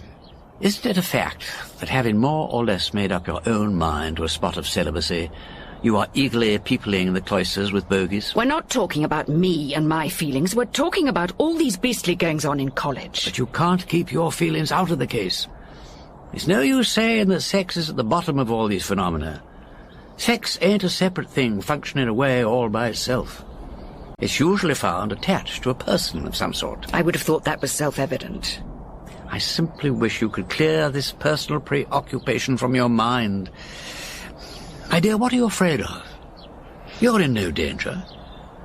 If you want to set up your everlasting rest, you are more likely to find it in the life of the mind than in the life of the heart. You say that? I say that. It's your needs we are considering, not anybody else's. Peter, I seem to be behaving very stupidly. But the reason why I want to get clear of people and feelings and go back to the intellectual side is that it is the only side of life I haven't betrayed and made a mess of. Yes, I understand that. And it's upsetting to think it may betray you in its turn. But why should you think that? Even if much learning makes one person mad, it need not make everybody mad. All these women are beginning to look abnormal to you because you don't know which one to suspect. But actually, even you don't suspect more than one. No, but I'm beginning to think that almost any of them might be capable of it. Will you give me tomorrow to think it over? I fancy I see one or two lines that might be followed up with profit. I would rather trust you than anybody. Thank you, Harriet. Shall we now resume our interrupted holiday? And here are the ducks coming up for the remains of our sandwiches. Oh, my lost youth. 23 years ago, I fed these identical ducks with these identical sandwiches. How fleeting are all human passions compared with the massive continuity of ducks. Be off, collies. That's the lot.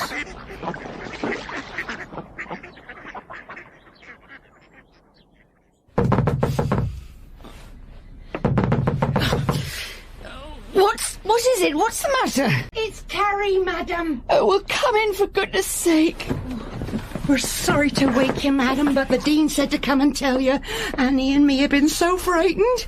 We nearly caught it. Caught it? The ghost, or whatever you call it, in the science lecture room, madam. And it's gone off rampaging something horrible. It may be murdering people this very minute. Oh, don't be ridiculous, Carrie. Where is the dean? Waiting by the door of the science lecture room. She said to fetch you. All right, let's be off, and you can tell me all about it on the way. I was in bed fast asleep and Annie wakes me up and says that... Just a minute. Let Annie tell her part herself.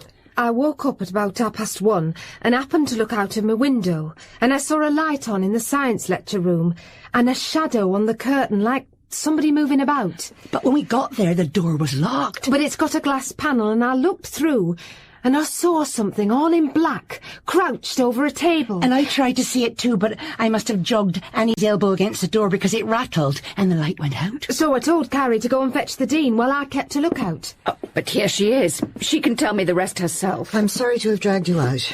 Our friend's got away, I'm afraid. The darkroom window's open. She must have climbed through. So what do we do now, Mr. Holmes? I didn't want to go in through the darkroom window for fear of disturbing any evidence, so I smashed the panel of the door, wrapped a scarf round my hand and turned the key. I knocked the light switch on with my torch. There's a newspaper and a paste pot on the table. And a box of cut-out letters. This must be where she does it. It seems unnecessarily public. Why can't she do it in her own room? Did you get a look at her face when you peeped in, honey? No, madam, not to recognise. She was wearing some black thing and was sitting with her back to the door. I think you and Carrie may as well go back to bed. The Dean and I will see to the rest. Yes, madam. Good night, madam. Good night, madam. Good night. Good night. So, what do we do now? I'll lock the door and remove the key. I'd rather like a second opinion. Your exquisite gentleman? I think we'd better have him round here as soon as decency permits. We haven't been able to come up with much in the fingerprint line, I'm afraid, and Bunter has been all over the floor on his hands and knees. It's shockingly bad for one's trousers. And he came up with these long black hairpins. No, they're not mine. I use bronze ones. So does Miss Lydgate, I think. I know who uses black ones like this. I once had the pleasure of sticking them in for her. Mr. Vine! Of course! So like the White Queen, dropping pins all over the place. But why should she come in here? She never consults scientific texts. She was still working in her room when I came across here last night. Did you see her? No, I only meant that her reading lamp was on. Which doesn't exactly establish an alibi. By the way, did you notice that the letter on the table was addressed to you? Take a look. You needn't think you'll get me. You make me laugh, you... At which point, presumably, she was disturbed. The epithet can be supplied from the remaining letters in the box, but they're mostly Q's and K's and Z's, and such like unhandy consonants. I'm going to have to leave you, I'm afraid. I've got too many pesky problems waiting in my room. 3 late without leaves and 2 gramophones out of doors. Now, Lord Peter, it is agreed that we shall have the honour of seeing you with us at high table this evening. The honour is mine. And I trust you will join us afterwards for coffee in the senior common room. I'm looking forward to it. Goodbye, then. Goodbye. Have we finished here, do you think? Oh, yes. We're not going to discover anything else. We have found here only what we were intended to find. Would you care for a tour of the college, to take in the more important battlefields? I should particularly like to see the hall and library, and the connection between them. Miss Barton's room, the layout of the chapel, and the way from the Queen Elizabeth's building to the new quad. Oh, good heavens! Did you sit up all night with the dossier? No, I woke rather early. But don't tell Bunter, he'll become too solicitous. And have you come to any particular conclusion? There are a few points whose significance you may have overlooked. 1. You and Mr. Vine meet at Shrewsbury for the first time at the Gaudy, and the first letter is put into your gown that evening. 2. The people attacked are nearly all dons and scholars. 3. All the letters received by post come either on a Monday or a Thursday. And 4. The dress found on the dummy was never seen in college. Do all these facts taken together suggest nothing to you? They suggest a lot of things separately, but I can't make anything of them taken together. Well, mull them over in your mind. Shall we go? And so we made our tour, doing our best, not very successfully, to try not to draw too much attention to ourselves. I could make out very little of what was passing in Peter's mind. He seemed somewhat abstracted from the matter in hand. I fancy that you may have little more trouble at night. Why do you say that? Well, for one thing, the nights are getting rather short, and the risks are rather great. All the same, I think you should take some personal precautions. Are you serious? For once, I am. I dare say I'm flattering myself, but I fear my presence may not pass unnoticed, and our friend may grow rather alarmed. And I don't like her preoccupation with knives and strangling. Very well, I'll be careful. I won't offer you a revolver to take to bed with you, but I have an idea that from now on you and at least one other person may be in danger of attack. Aren't you rather exaggerating the whole thing? You don't usually get the wind up like this. I do, though, quite often. But if it's only my risk, I can afford to let it blow. When it comes to other people... Your instinct is to clap the women and children under hatches. Well, one can't suppress one's natural instincts altogether. Peter, it's a shame. Let me introduce you to some nice little woman who adores being protected. I should be wasted on her. Besides, she would always be deceiving me in the kindest manner for my own good, and that I could not stand. I object to being tactfully managed by somebody who ought to be my equal. I'll bear it in mind. Well, I'd better push off now. I'll be round to face the high table at 7 o'clock. I must admit I'm rather looking forward to it. I'm sure you will find it a stimulating experience. Rather more than that, I hope. I don't...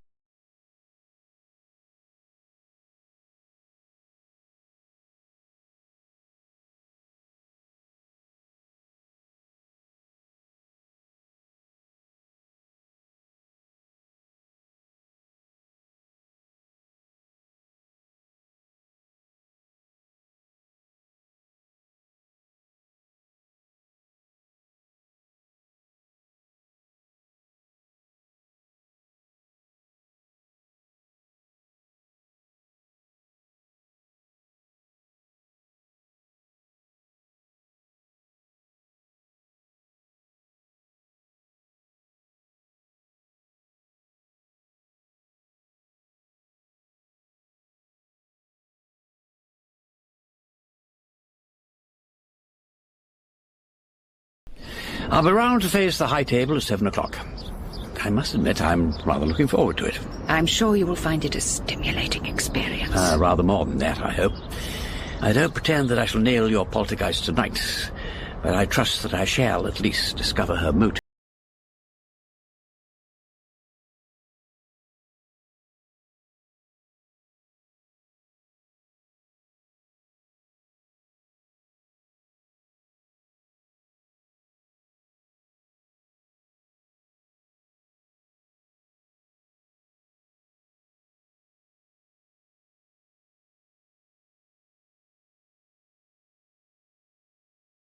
Concert.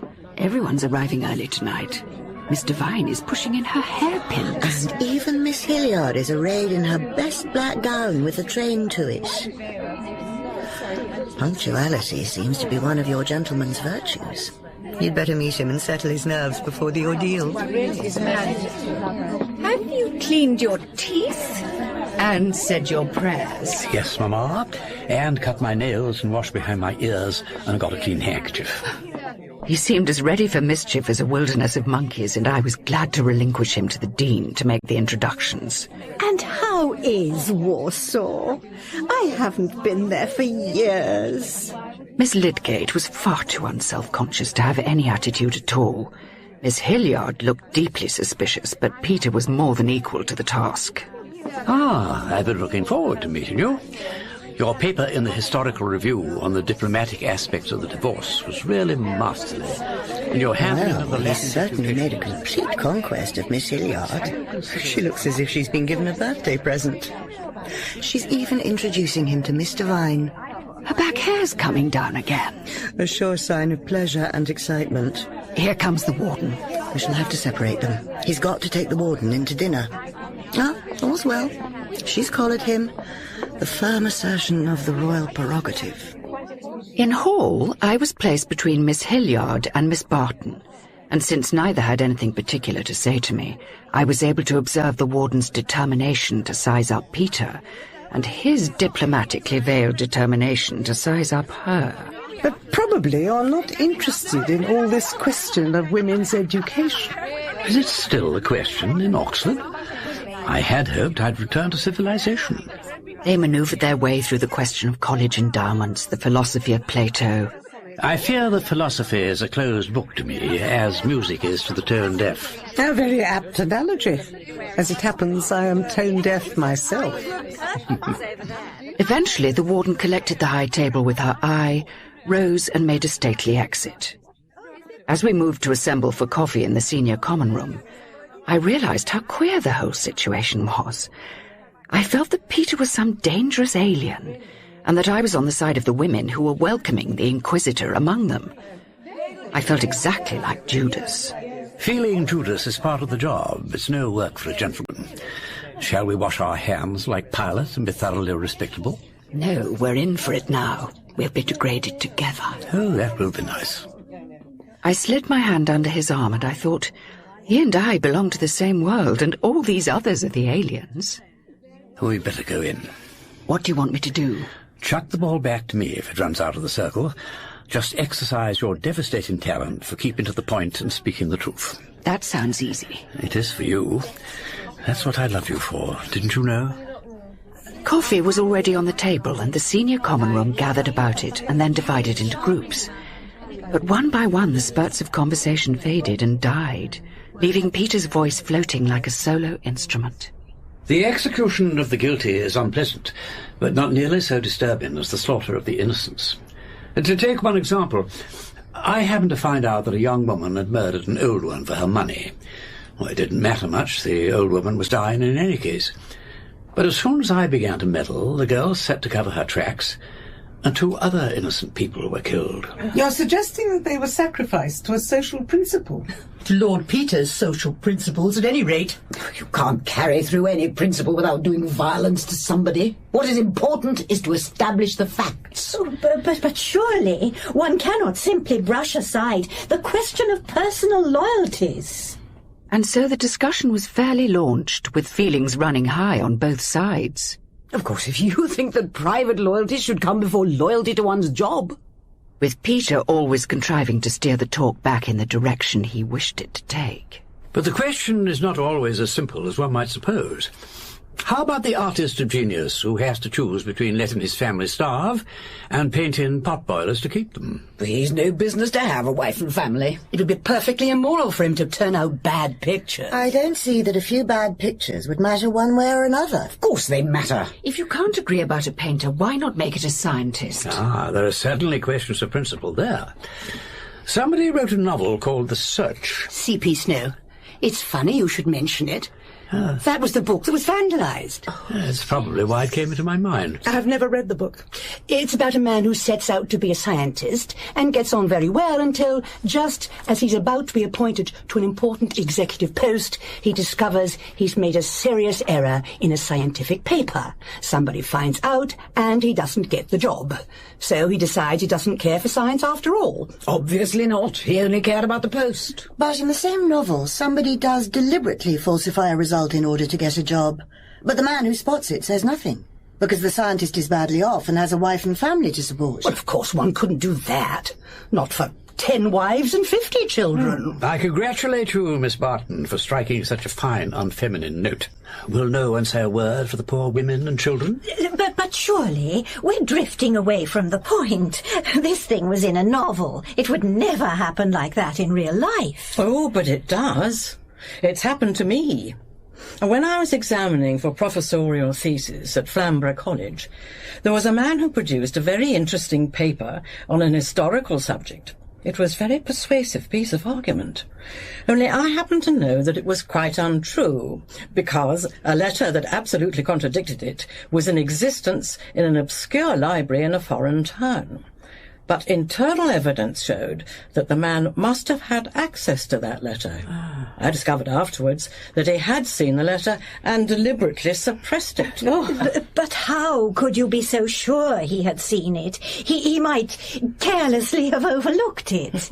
Well, not only had he seen it, but he had stolen it. He had come upon the letter when his thesis was complete, and he had no time to rewrite it. It was a great blow to him, because he had grown enamoured of his own theory and couldn't bear to give it up. That is the mark of an unsound scholar, I'm afraid. What happened to him?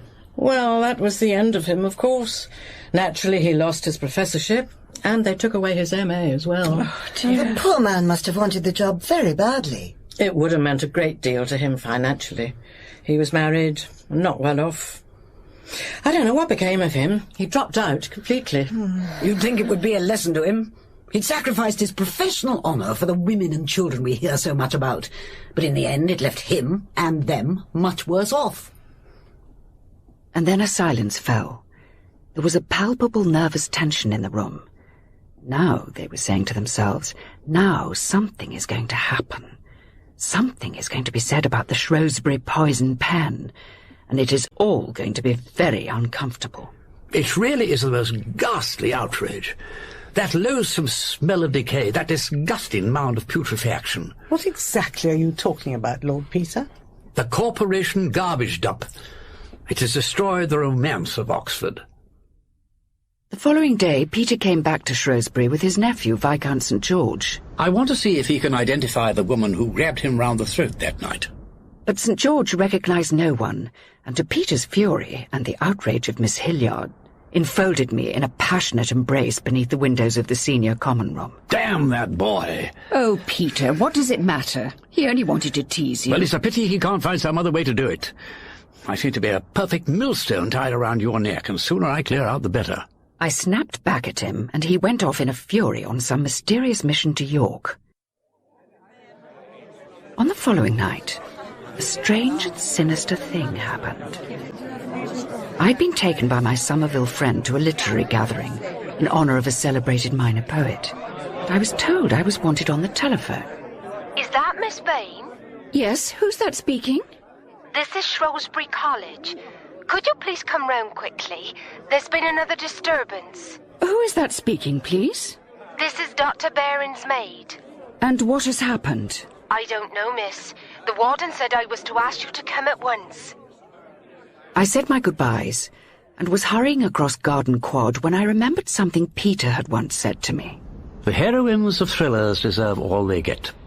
When a mysterious voice rings them up and says it is Scotland Yard, they never think of ringing back to verify the call.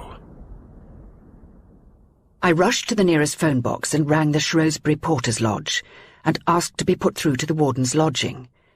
The maid I spoke to had no knowledge of any call being made to me, and the warden had gone out to the theatre with the dean. I got back to Paget and told him what had happened. Very good, miss. I'll get down to the private gate and have a look around. If there's anybody laying in wait for you, miss, I feel sorry for 'em, that's all. I set off for Shrewsbury, walking as fast as I could, and by the time I reached the side gate, I was out of my breath as well as my wits. Would my assailant be waiting for me in the bushes of the Fellows' garden? I thought of the bread knife stuck into the dummy in the chapel. And then melodrama degenerated into polite comedy. A car drew up and deposited the dean and the warden. Ah, it's you, Miss Vane. Now I shan't have to find my key. The dean and I have been indulging in a little dissipation. We walked across to the warden's lodging, my eyes and ears on the alert for anything stirring in the bushes. After we had said good night, I encountered Paget in New Quad. She was there right enough, miss, sitting on the bench behind the laurels near the gate. But when you and Dr. Baring came through talking, she was up and off like a shot. Who was it, Paget? Oh, miss, not to put too fine a point on it, it was, Miss Hilliard.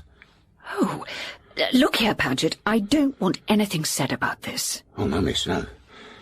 But it's a funny thing about that telephone call. It didn't come through the lodge, miss. Then it must have been made from outside. Yes, miss. And Miss Hilliard came in at 10:50, miss, just before you rang up. Did she? Are you sure? Oh, I remember quite well, because of Annie passing a remark about her. There's no love lost between Miss Hilliard and Annie. Faults on both sides, that's what I say, miss, and hasty tempers. What was Annie doing in the lodge at that hour? We'll just come in from her half-day out, miss. She sat in the lodge for a bit with Mrs. Paget. You didn't say anything about this business to her, did you, Paget? As you say, Annie doesn't care for Miss Hilliard, and I suspect she's a bit of a troublemaker. Yeah, I didn't say a word, miss. Not even to Mrs. Paget. This here remains confidential between you and me, miss. I wished that Peter hadn't gone off and left me in this ghastly place where people go off their heads and write horrible letters, and I was sorry that we'd parted in a fit of bad temper. I tried to work on my mystery story, but it kept wandering off in the wrong direction. I went for a walk and found myself outside the antique shop again, gazing at the ivory chessmen. What's the fascination? Toby jugs or pewter pots?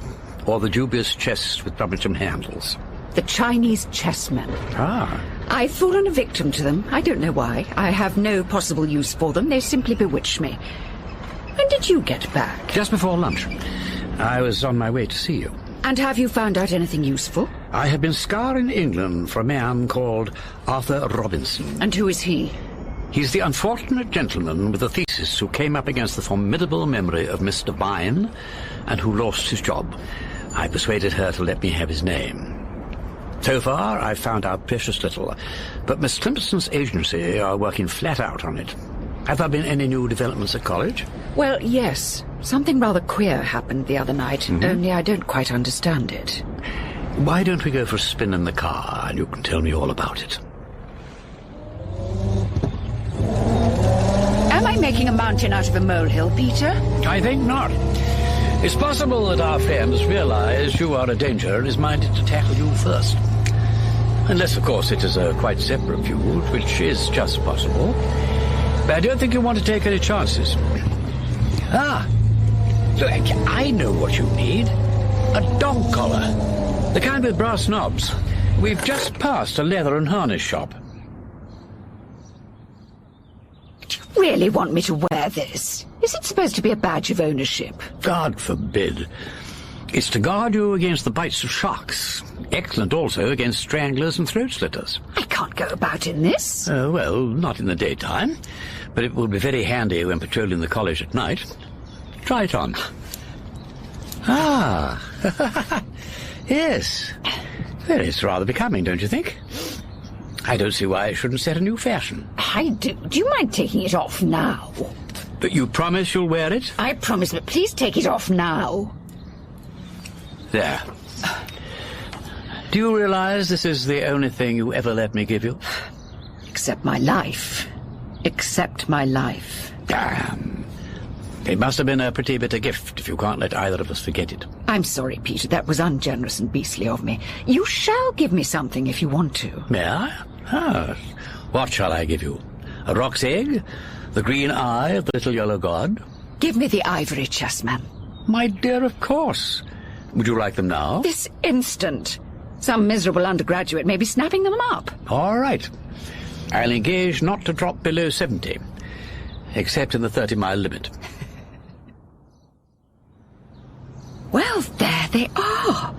Admit that when I do a thing, I do it handsomely. I've asked you for 32 presents at once. It sounds like through the looking glass. Are you coming in, or will you leave me to fight it out by myself? Of course I'm coming in. Why? Am I looking too keen? Much too keen. Well, I don't care I'm coming in. But I shall leave all the bargaining to you and keep my eyes modestly down. I'm sorry that took so long. You've chosen better than you knew. I'm no expert, but I'm very much mistaken if that ain't a fine and ancient set and worth a good deal more than he was asking for it. That's why I haggled so much.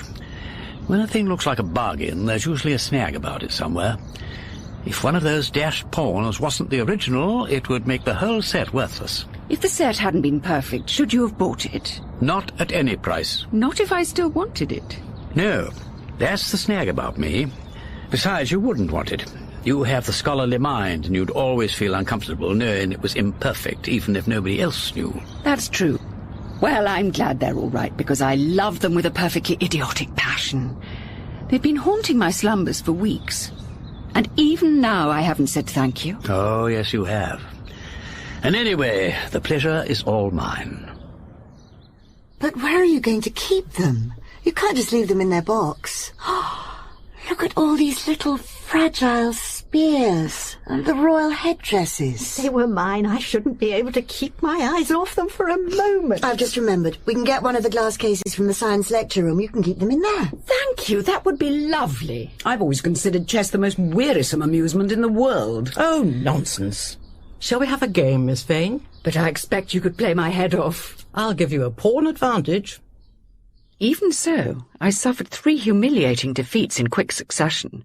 Nor were the games made any easier by being played under the derisive eyes of Miss Hilliard, who distressed me by fingering the captured pieces, and who, when the glass case had duly been taken up to my room, insisted on carrying some of them and installed the case opposite my bed. Now you'll be able to see them if you wake up in the night. The following day happened to be the Dean's birthday, and on my way back from the market to buy her roses, I ran into Peter coming out of the Mitre Inn. Just the thing, I must say. I rather like your Dean. Have you heard anything more about Arthur Robinson? Only that he married his landlady's daughter, a young woman called Charlotte Ann Clark, and had a daughter, Beatrice Maud. I'm hoping to hear more this afternoon, but I have a pretty shrewd idea whom I'm after. Lord Peter Wimsey has been to see me with a rather curious proposition. He told me that he was almost certain in his mind as to the identity of the offender, but he was not in a position at that moment to offer a complete proof. He asked me whether I would allow him to interrogate this person privately, in the hope of surprising her into some admission. If the bluff, as he called it, came off, she could then make her confession to me. I need hardly say that I could not possibly consent to such methods being used upon anybody in college. Yes, I can understand that. I said that we should at least wait for additional evidence, but he made it very plain that the culprit might throw caution to the winds and make a direct assault either on Mr. Vine or yourself. That is why I asked you to come here. I don't in the least mind what risks I take, but Mr. Vine ought to be warned, I think. That is what I said, and Lord Peter approved. Have you said anything to her? Mr. Vine is in town and will not return until tomorrow evening. I propose to tell her then. So there was nothing to do but wait. That evening, I worked with Miss Lydgate on her interminable proofs. And as I was going upstairs to my room, I encountered Miss Hilliard. Oh, Miss Vane. Were you looking for me? No, I wasn't. Certainly not. Going to work under the inspiration of your beautiful chessmen? More or less. I hope you have a pleasant time with them. I went on up the stairs and opened the door of my room. The glass case had been shattered, and the floor was strewn with smashed and trampled fragments of red and white ivory. Blind, bestial malignity. Not only broken, but ground to powder. There's been a heel here at work as well as a poker. She hates you, Harriet. I thought she was only afraid of you. Oh, my dear girl, now come along, don't cry about it. It might have been you. I loved them, and you gave them to me. It's a pity it's that way round. You gave them to me and I've loved them is all right, but I loved them and you gave them to me is irreparable. But you needn't weep over the chest of drawers while I have a shoulder at your disposal. I'm sorry, I'm being a complete idiot. I told you love was the devil and all. Did you notice anything unusual this evening? Oh, I noticed something all right, and she said something about the chessmen too. Who was that? Miss Hilliard. Excuse me, madam, but Paget sent me over to see if Lord Peter Wimsey... He's here, Annie. Oh. If you please, sir, they've rung up from the Mitre to say that there's a message from the Foreign Office. Oh, Lord, that would happen. Oh, dear, oh, dear. Oh, thank you, Annie, thank you. Was it you who saw the person who was playing tricks in the lecture room? Yes, sir. Though not to know again, sir. No, but she may not know you couldn't recognize her. If I were you, I'd be rather careful how you go about the college after dark. Yes, sir. Thank you, sir. You'd better be getting back to see what the trouble is. I'll walk with you as far as the quad. Look, my dear, this is all very tiresome. I just hope it ain't another summons to Rome. And I don't choose the moment my back is turned to get wiped out. And don't forget the dog collar. Good night. Good night. Miss Vane, I should like to speak to you. Certainly, Miss Hilliard. And I should rather like to speak to you. Shall we go to my room? Anywhere you wish. Miss Vane, what are the relations between that man and you? What do you mean by that? You know perfectly well what I mean. If nobody else will speak to you about your behaviour, then I must. You bring this man here knowing perfectly well what his reputation is. I know what his reputation as a detective is. I mean his moral reputation. You know as well as I do that he is notorious all over Europe. He keeps women by the score. All at once or in succession? It's no good being impertinent. The way you look at him is a disgrace. You take him up to your room. Really, Miss Hilliard, I can't allow He was there tonight. You know very well why he was there. I can guess. And I know very well why you came there. I never went into your room. You didn't go into my room and smash my chessmen? I haven't been anywhere near your room tonight. That is a lie. And I know it is a lie because there's a fragment of broken ivory on the carpet under your writing table and another stuck on the heel of your right shoe. I saw it following you up the stairs. Oh, my God. Give me your shoe. Here. That's evidence incontrovertible. I did go to your room to say to you what I've said just now, but you weren't there. And when I saw the mess on the floor, I was afraid you'd think... I did think. What did he think? I don't know what he thought, but he'll probably think something now. You've no evidence that I did it. But I did see it. And you can tell your lover that I saw it and was glad to see it. But he'll tell you that's no proof that I did it. Look, Miss Hilliard, you must understand once and for all that he is not my lover. And if you were watching us down there in the quad, you must know that people who are lovers don't treat each other like that. At least if you know anything about it at all. We're very old friends. Oh, don't talk nonsense. You know you're in love with the man. By God, if I'm not, I know who is. Oh, you've no right to say that. It's true all the same. I should have realized. I'm sorry. Oh, for God's sake, go away. I had no intention of sleeping in my room that night, and the bursar found a bed for me in the infirmary. I kept away from college all next day, taking Miss Lydgate off for a picnic at Hinksey. When we got back, there was a message at the lodge asking me to telephone Viscount St. George urgently. Look here, I can't get hold of Uncle Peter. He's vanished again. But I saw your ghost this afternoon, and I think you ought to be careful. Where did you see her? About 2:30, walking over Magdalen Bridge. She was talking to herself and looking awfully queer. Sort of clutching with her hands and rolling her eyes about. Couldn't mistake her. That woman's dangerous. After hall that night, I went up to my room, locked the door and took out the dog collar and put it on. When I glanced at myself in the mirror, it looked as if I'd been guillotined. 10:15, the time Miss Devine's train was due to arrive from London. But had the warden remembered to warn her? I went downstairs and crossed the quad. There was no light in her room, but the curtains were drawn across. I opened the door and felt for the light switch. But it did not come on.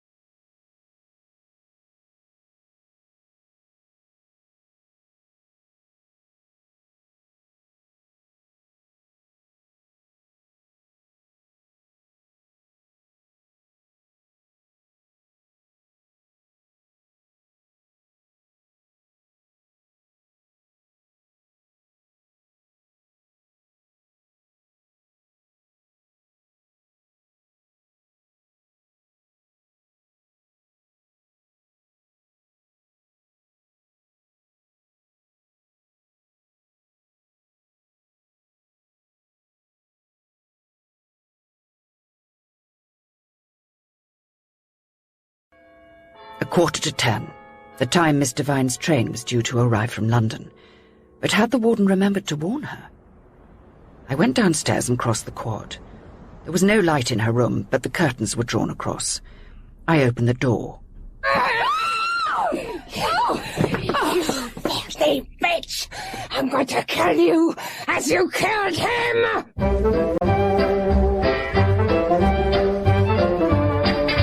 We present Ian Carmichael as Lord Peter Wimsey and Joanna David as Harriet Vane in Gaudy Night by Dorothy L. Sayers.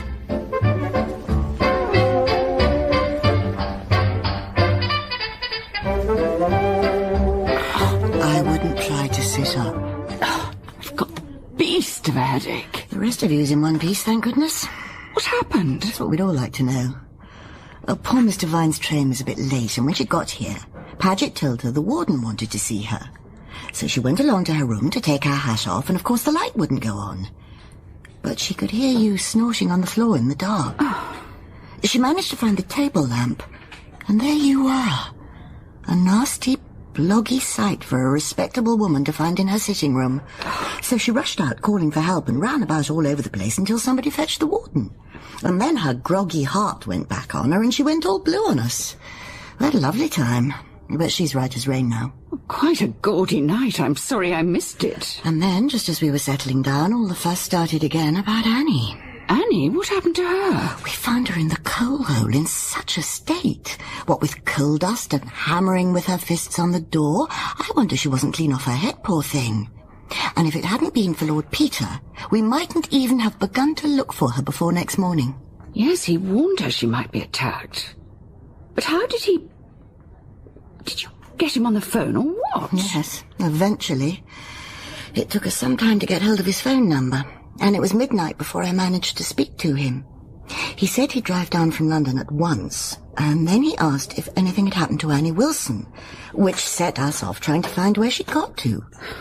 It was 2 o'clock in the morning before Lord Peter arrived. He must have thought I was an awful idiot to let myself be knocked out like that. He looked like death, and of course he'd been driving like mad.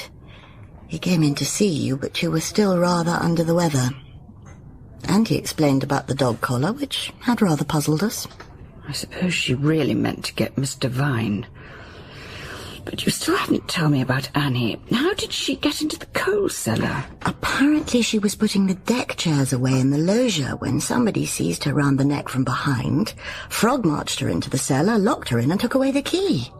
She said it was a woman, and very strong. She certainly was. She had a grip like steel. Is Peter still here? No, he had to go. Something about an early plane from Croydon. He went off leaving orders that neither you nor Mr. Vine nor Annie were to be left alone for a single moment. And he's rung up once from London and 3 times from Paris. Poor old Peter. He never seems to get a moment's rest. He hopes to be back on Thursday and is going to call us all together. Oh, he left you a letter. Congratulations on not being dead yet. I've taken away your collar to have my name put on it. If things carry on like this, we shall have to make them standard issue. Thursday. A heavy, gloomy and depressing Thursday. The warden had called a meeting of the senior common room, and Peter was to lay certain information before them. The first point to strike an outsider is the fact that these demonstrations began at the Gaudy. I may say that this was a crucial error on the part of the perpetrator, whom I shall refer to in the time-honoured way as X. You mean that if X had waited until after term began, we would have had a much wider field of suspects? Exactly. What was it that so excited X at the Gaudy that she couldn't wait until a more advantageous time? Was there a person who was newly arrived at college when the Gaudy took place, and who was resident the following term when the demonstrations began in earnest? And there was. Mr. Vine. The first indications of the trouble were the documents which came into the hands of Miss Vane at the time of the Gaudy. One of them, which amounted to an accusation of murder, was slipped into her gown in the senior common room, and her gown was side by side with that of Mr. Vine. I believe that X misread in H.D. Vane for D. Vine, simply put the note into the wrong gown. I was certain, of course, that the letter was intended for me. Why should anyone accuse Mr. Vine of murder? Precisely. Miss Vane also discovered a drawing on the night of the Gaudy. She destroyed it, but I gather it looked something like this. Oh. It represents a punishment being inflicted by a naked female figure upon another clothed in academic dress. And similar drawings appeared thrust under doors or scrawled upon walls throughout the Michaelmas term. And there was a curious variation, a crude picture of a man being killed by a female, also in academic dress. I must admit that the significance of the academic dress escaped me. I thought the drawings were simply obscene. And that interpretation managed to obscure the real issue. In the disfigurement of your manuscript, Miss Lydgate, did you notice any common factor in the sections which were almost totally obliterated? Yes. They concerned my criticism of the conclusions of other scholars. And now I come to think of it, they were all male. But when we come to the attack on the new library, the object of the campaign begins to show itself more clearly. The grievance felt by X, which started with one person, has extended itself to the whole college with the intention of causing a scandal which would bring the entire body into disrepute. And I must say that the one thing which frustrated the whole attack was the remarkable solidarity displayed by your college as a body. I think that was the last obstacle X reckoned to encounter in a community of women. Thank you. I feel sure that everybody here will know how to appreciate that. Well, it was about this time that Miss Vane made the acquaintance of my nephew, St. George, and he mentioned to her that, under circumstances into which we need not perhaps inquire, he had met a mysterious woman one night in your fellow's garden, and that she had told him that Shrewsbury College was a place where they mutilated beautiful boys like him and ate their hearts out. And secondly, that the other one had fair hair too. And so we have a little detail about the person who is supposed to have been murdered, in inverted commas. He is fair and reasonably handsome. Then followed the affair of the fuses, and, more importantly, the letters to Miss Newland. I cannot imagine why they are making all that noise beneath this building. I wonder, Dean, would you be so good as to Look, go... I'm afraid I am responsible for that. I suggested to Paget that a search of the coal cellar might be profitable. Well, in that case, I fear we must put up with it. Now, I gathered from Miss Vane that she and others among you were inclined to look upon the outrages as the outcome of the repression that sometimes accompanies the celibate life. Rather like the obscene carvings one sometimes finds in ancient monasteries. But the direction of X's campaign seemed to me to revolve round the supposed murder of a male person by a female academic. The picture of X, suggested by all this, was someone with a fiercely anti-academic bias, which seemed to rule out all of yourselves. And then I began to consider the practicalities. It was plain that X had to be someone who resided within the college. But there was the curious circumstance of the letters which came by post. You mean that they only came on Mondays and Thursdays? Which suggests that whoever posted them could only go outside on Sundays and Wednesdays. Exactly, Mr. Vine. And X also needed to have a place somewhere outside college where the clothes she used for prowling about the corridors at night and the dress found on the dummy in the chapel could be kept and the letters prepared. The letter factory and the science laboratory was obviously an attempt to divert our suspicions. Indeed it was. So the person who seemed best to fulfill these conditions appeared to be one of the scouts. But that's out of the question, surely. The majority of them, however, seemed to be ruled out. Most of those in the scouts' wing slept two to a room, but there were two who had separate rooms. Carrie, the head scout, and Annie Wilson. And Annie corresponded most closely to the psychological picture of X. Oh, no, I can't. She'd been married, she had Sunday and Wednesday afternoons off, and she had a place outside college where her children lived. Oh, this is preposterous. There was one consideration which led Miss Vane to eliminate all the scouts. The Latin quotation from Virgil pinned to the dummy with a knife. But this objection did not carry a great deal of weight with me. I thought there must be something special about a passage that describes hideous and unnatural females who snatched the meat from men's mouths. When I first heard of that, I felt sure there was a man behind it all. That was probably a sound instinct, as will become clear. My first task was to find out whether Mr. Vine had ever actually murdered or injured anybody. Do you mean to say that the interminable discussion that night was intended merely to bring out Mr. Vine's story about the man's thesis? I'm afraid it was. And the next day I asked Mr. Vine for the name of the man in question. He was Arthur Robinson. And did you find out what happened to him? He was married to a woman called Charlotte Ann Clark, who had been his landlady's daughter. They had two children, Beatrice and Carola. Beatrice and Carola? After the trouble over the thesis, he changed his name to Wilson and took a post as a junior master in a prep school. But I'm afraid he took to drink. Lost that job and took another.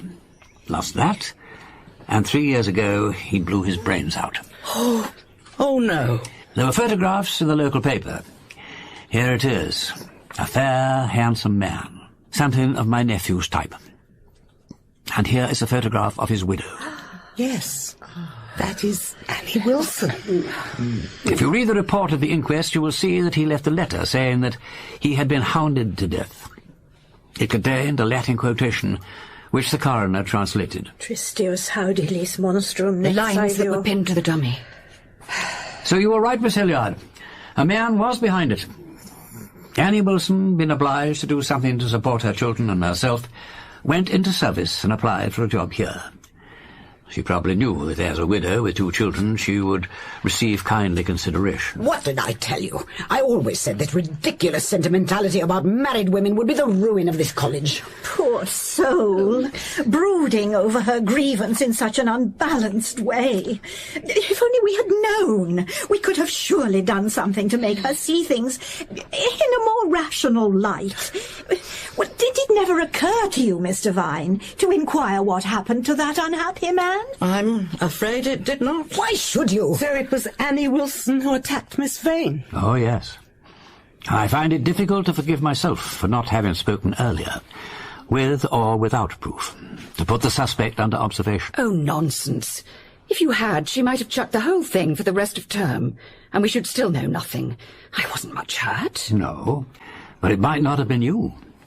I knew you were willing to take the risk, but I had no right to expose Mr. Vine. Well, it seems to me that the risk was rightly and properly mine. But if Annie really did this dreadful thing, how does she come to get shut in the coal hole? Excuse me, Madam Warden, ladies.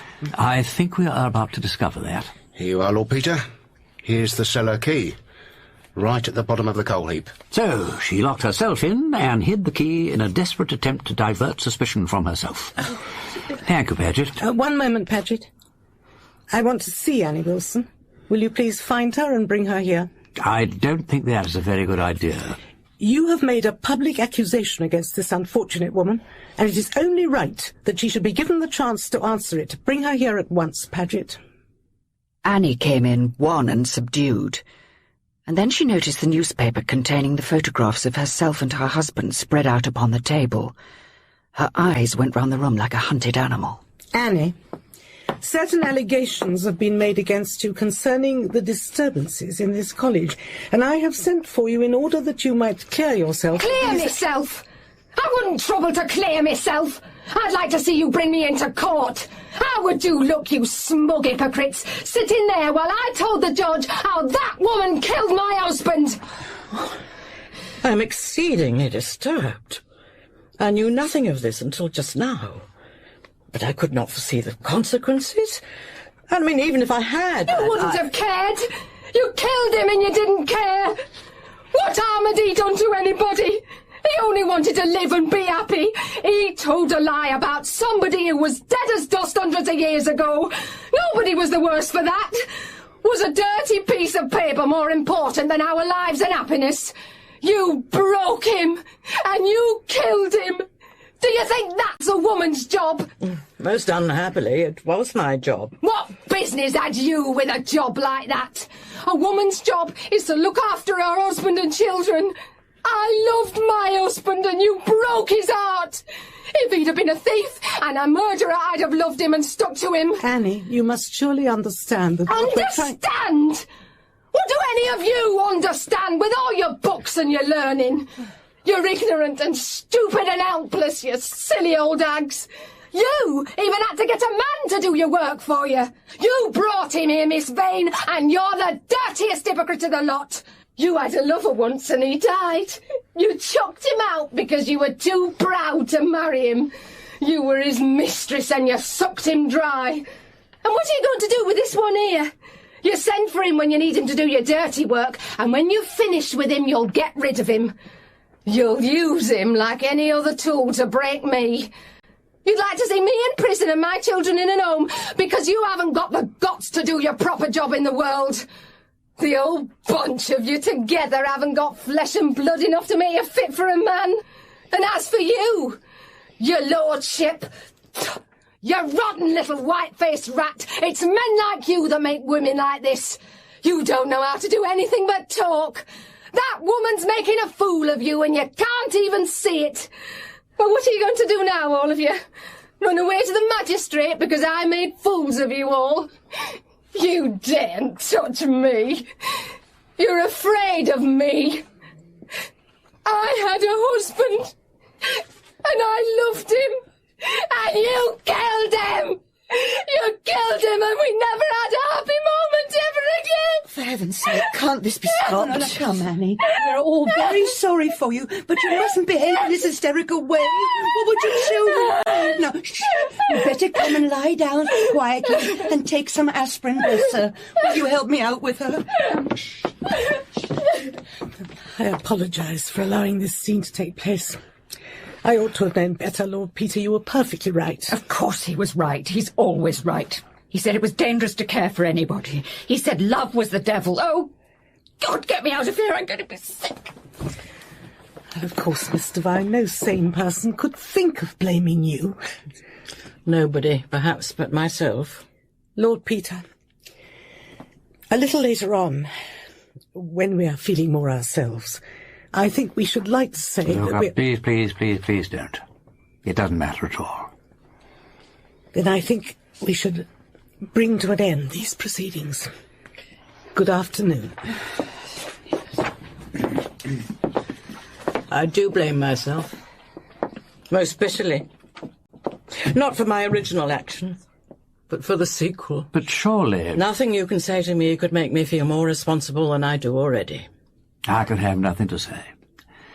Like you and every member of this common room, I admit the principle, and the consequences must follow. Yes, but that won't do. One ought to take some thought for other people. Miss Lydgate would have done what I did in the first place, but she would have made it her business to see what became of that unhappy man and his wife.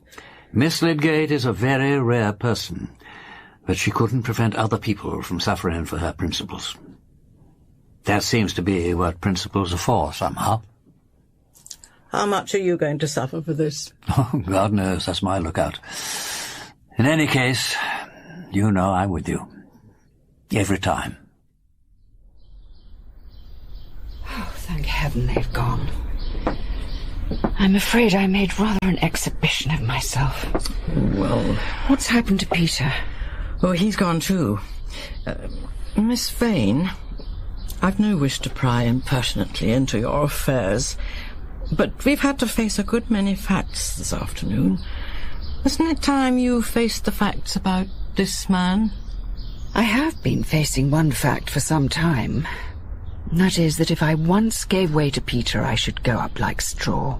Oh, that is moderately obvious. How often has he used that weapon against you? Never. Then what are you afraid of? Yourself? Isn't this afternoon warning enough? Perhaps. But I really don't think you can go on like this. He looks like a person pushed to the last verge of endurance. I should make his life a misery. Very well. If you are determined that you are not fit to lick his boots, tell him so and send him away. I've been trying to send Peter away for 5 years. It doesn't have that effect on him. If you had really tried, you could have sent him away in 5 minutes. He'll never make up your mind for you. You needn't be afraid of losing your independence. He'll always force it back on you. If you were me, would you marry a man like that? Well, frankly, I should not. A marriage of two independent and equally irritable intelligences seems to me reckless to the point of insanity. You can hurt each other so dreadfully. I know, and I don't think I can stand being hurt anymore. Then I suggest you stop hurting other people. Face the facts and state a conclusion. Bring a scholar's mind to the problem and have done with it. There was no word from Peter in the morning, and I was in no mood to face the senior common room. I took myself off to the Radcliffe camera to try to occupy my mind with Sheridan Le Fanu. Shortly after noon, a hand touched my shoulder. Harriet, they told me I'd find you here. Can you spare a moment? We could go up to the gallery if you wish. Of course. I understand that poor Annie's problem is being medically dealt with. Oh, yes. When the academic mind has really grasped a hypothesis, which may take a little time, of course, it copes with thoroughness and efficiency. Nothing will be overlooked. One can only hope she survives the process. We walked out onto the gallery of the camera. The sun was shining upon a shining city. All Oxford springing underneath in living leaf and enduring stone, tinged far off by her sheltering blue hills. Harriet, I want to ask your forgiveness for these last 5 years. I think it ought to be the other way round. No, I think not. When I remember how first we met... Peter, I was sick of myself, body and soul.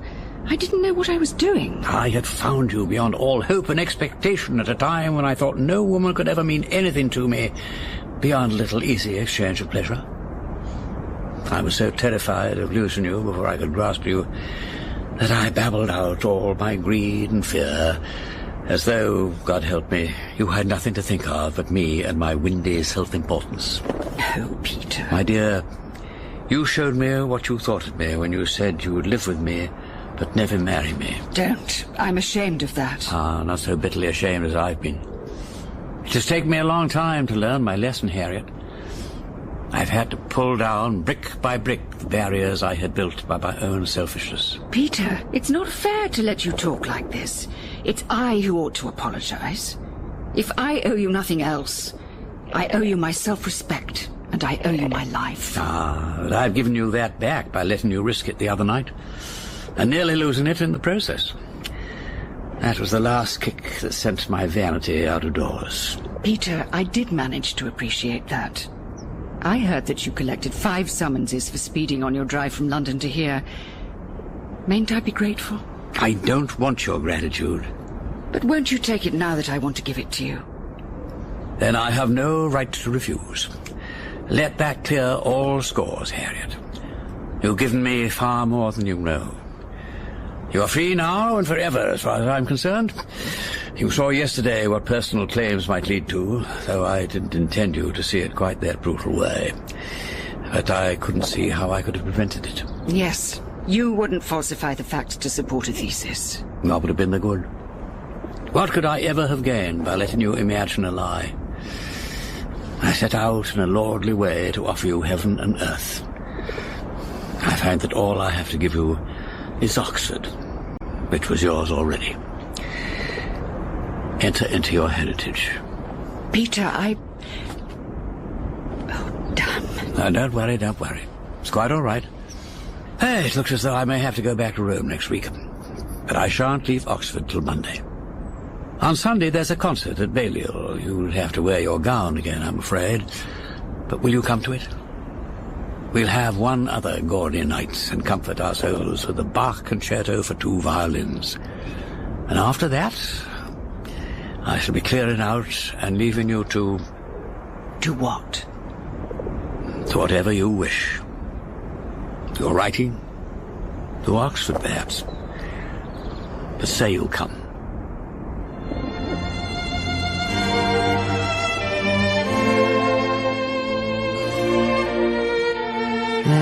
It's a beautiful night. Far too good to waste. Don't go back yet. Come down to Magdalen Bridge and send your love to London River.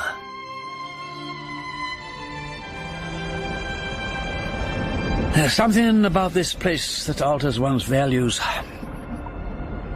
I've said a good deal to you one way and another lately. But you may have noticed that since we came to Oxford, I have not asked you to marry me. Yes, I had noticed it. I've been afraid because I knew that from anything you said to me here, there could be no going back. But I will ask you now. And if you say no, I promise that this time I will accept your answer. Harriet, you know that I love you. Will you marry me? Tell me one thing, Peter. Will it make you desperately unhappy if I say no? Desperately? Oh, my dear, I will not insult either you or myself with a word like that. I can only tell you that if you will marry me, it will give me very great happiness. I reached out and laid my hands on the fronts of his gown, searching for words. But it was Peter who found them for me, in the Latin of the degree ceremony, where the Vice-Chancellor takes off his cap and asks whether it pleases the doctors of the university that a candidate should be admitted to a degree.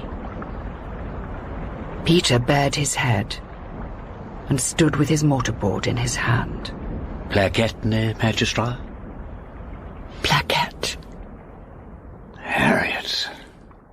And the proctor, stumping grimly past, averted his eyes from the spectacle of 2 senior members of the university, in their academic gowns, passionately embraced.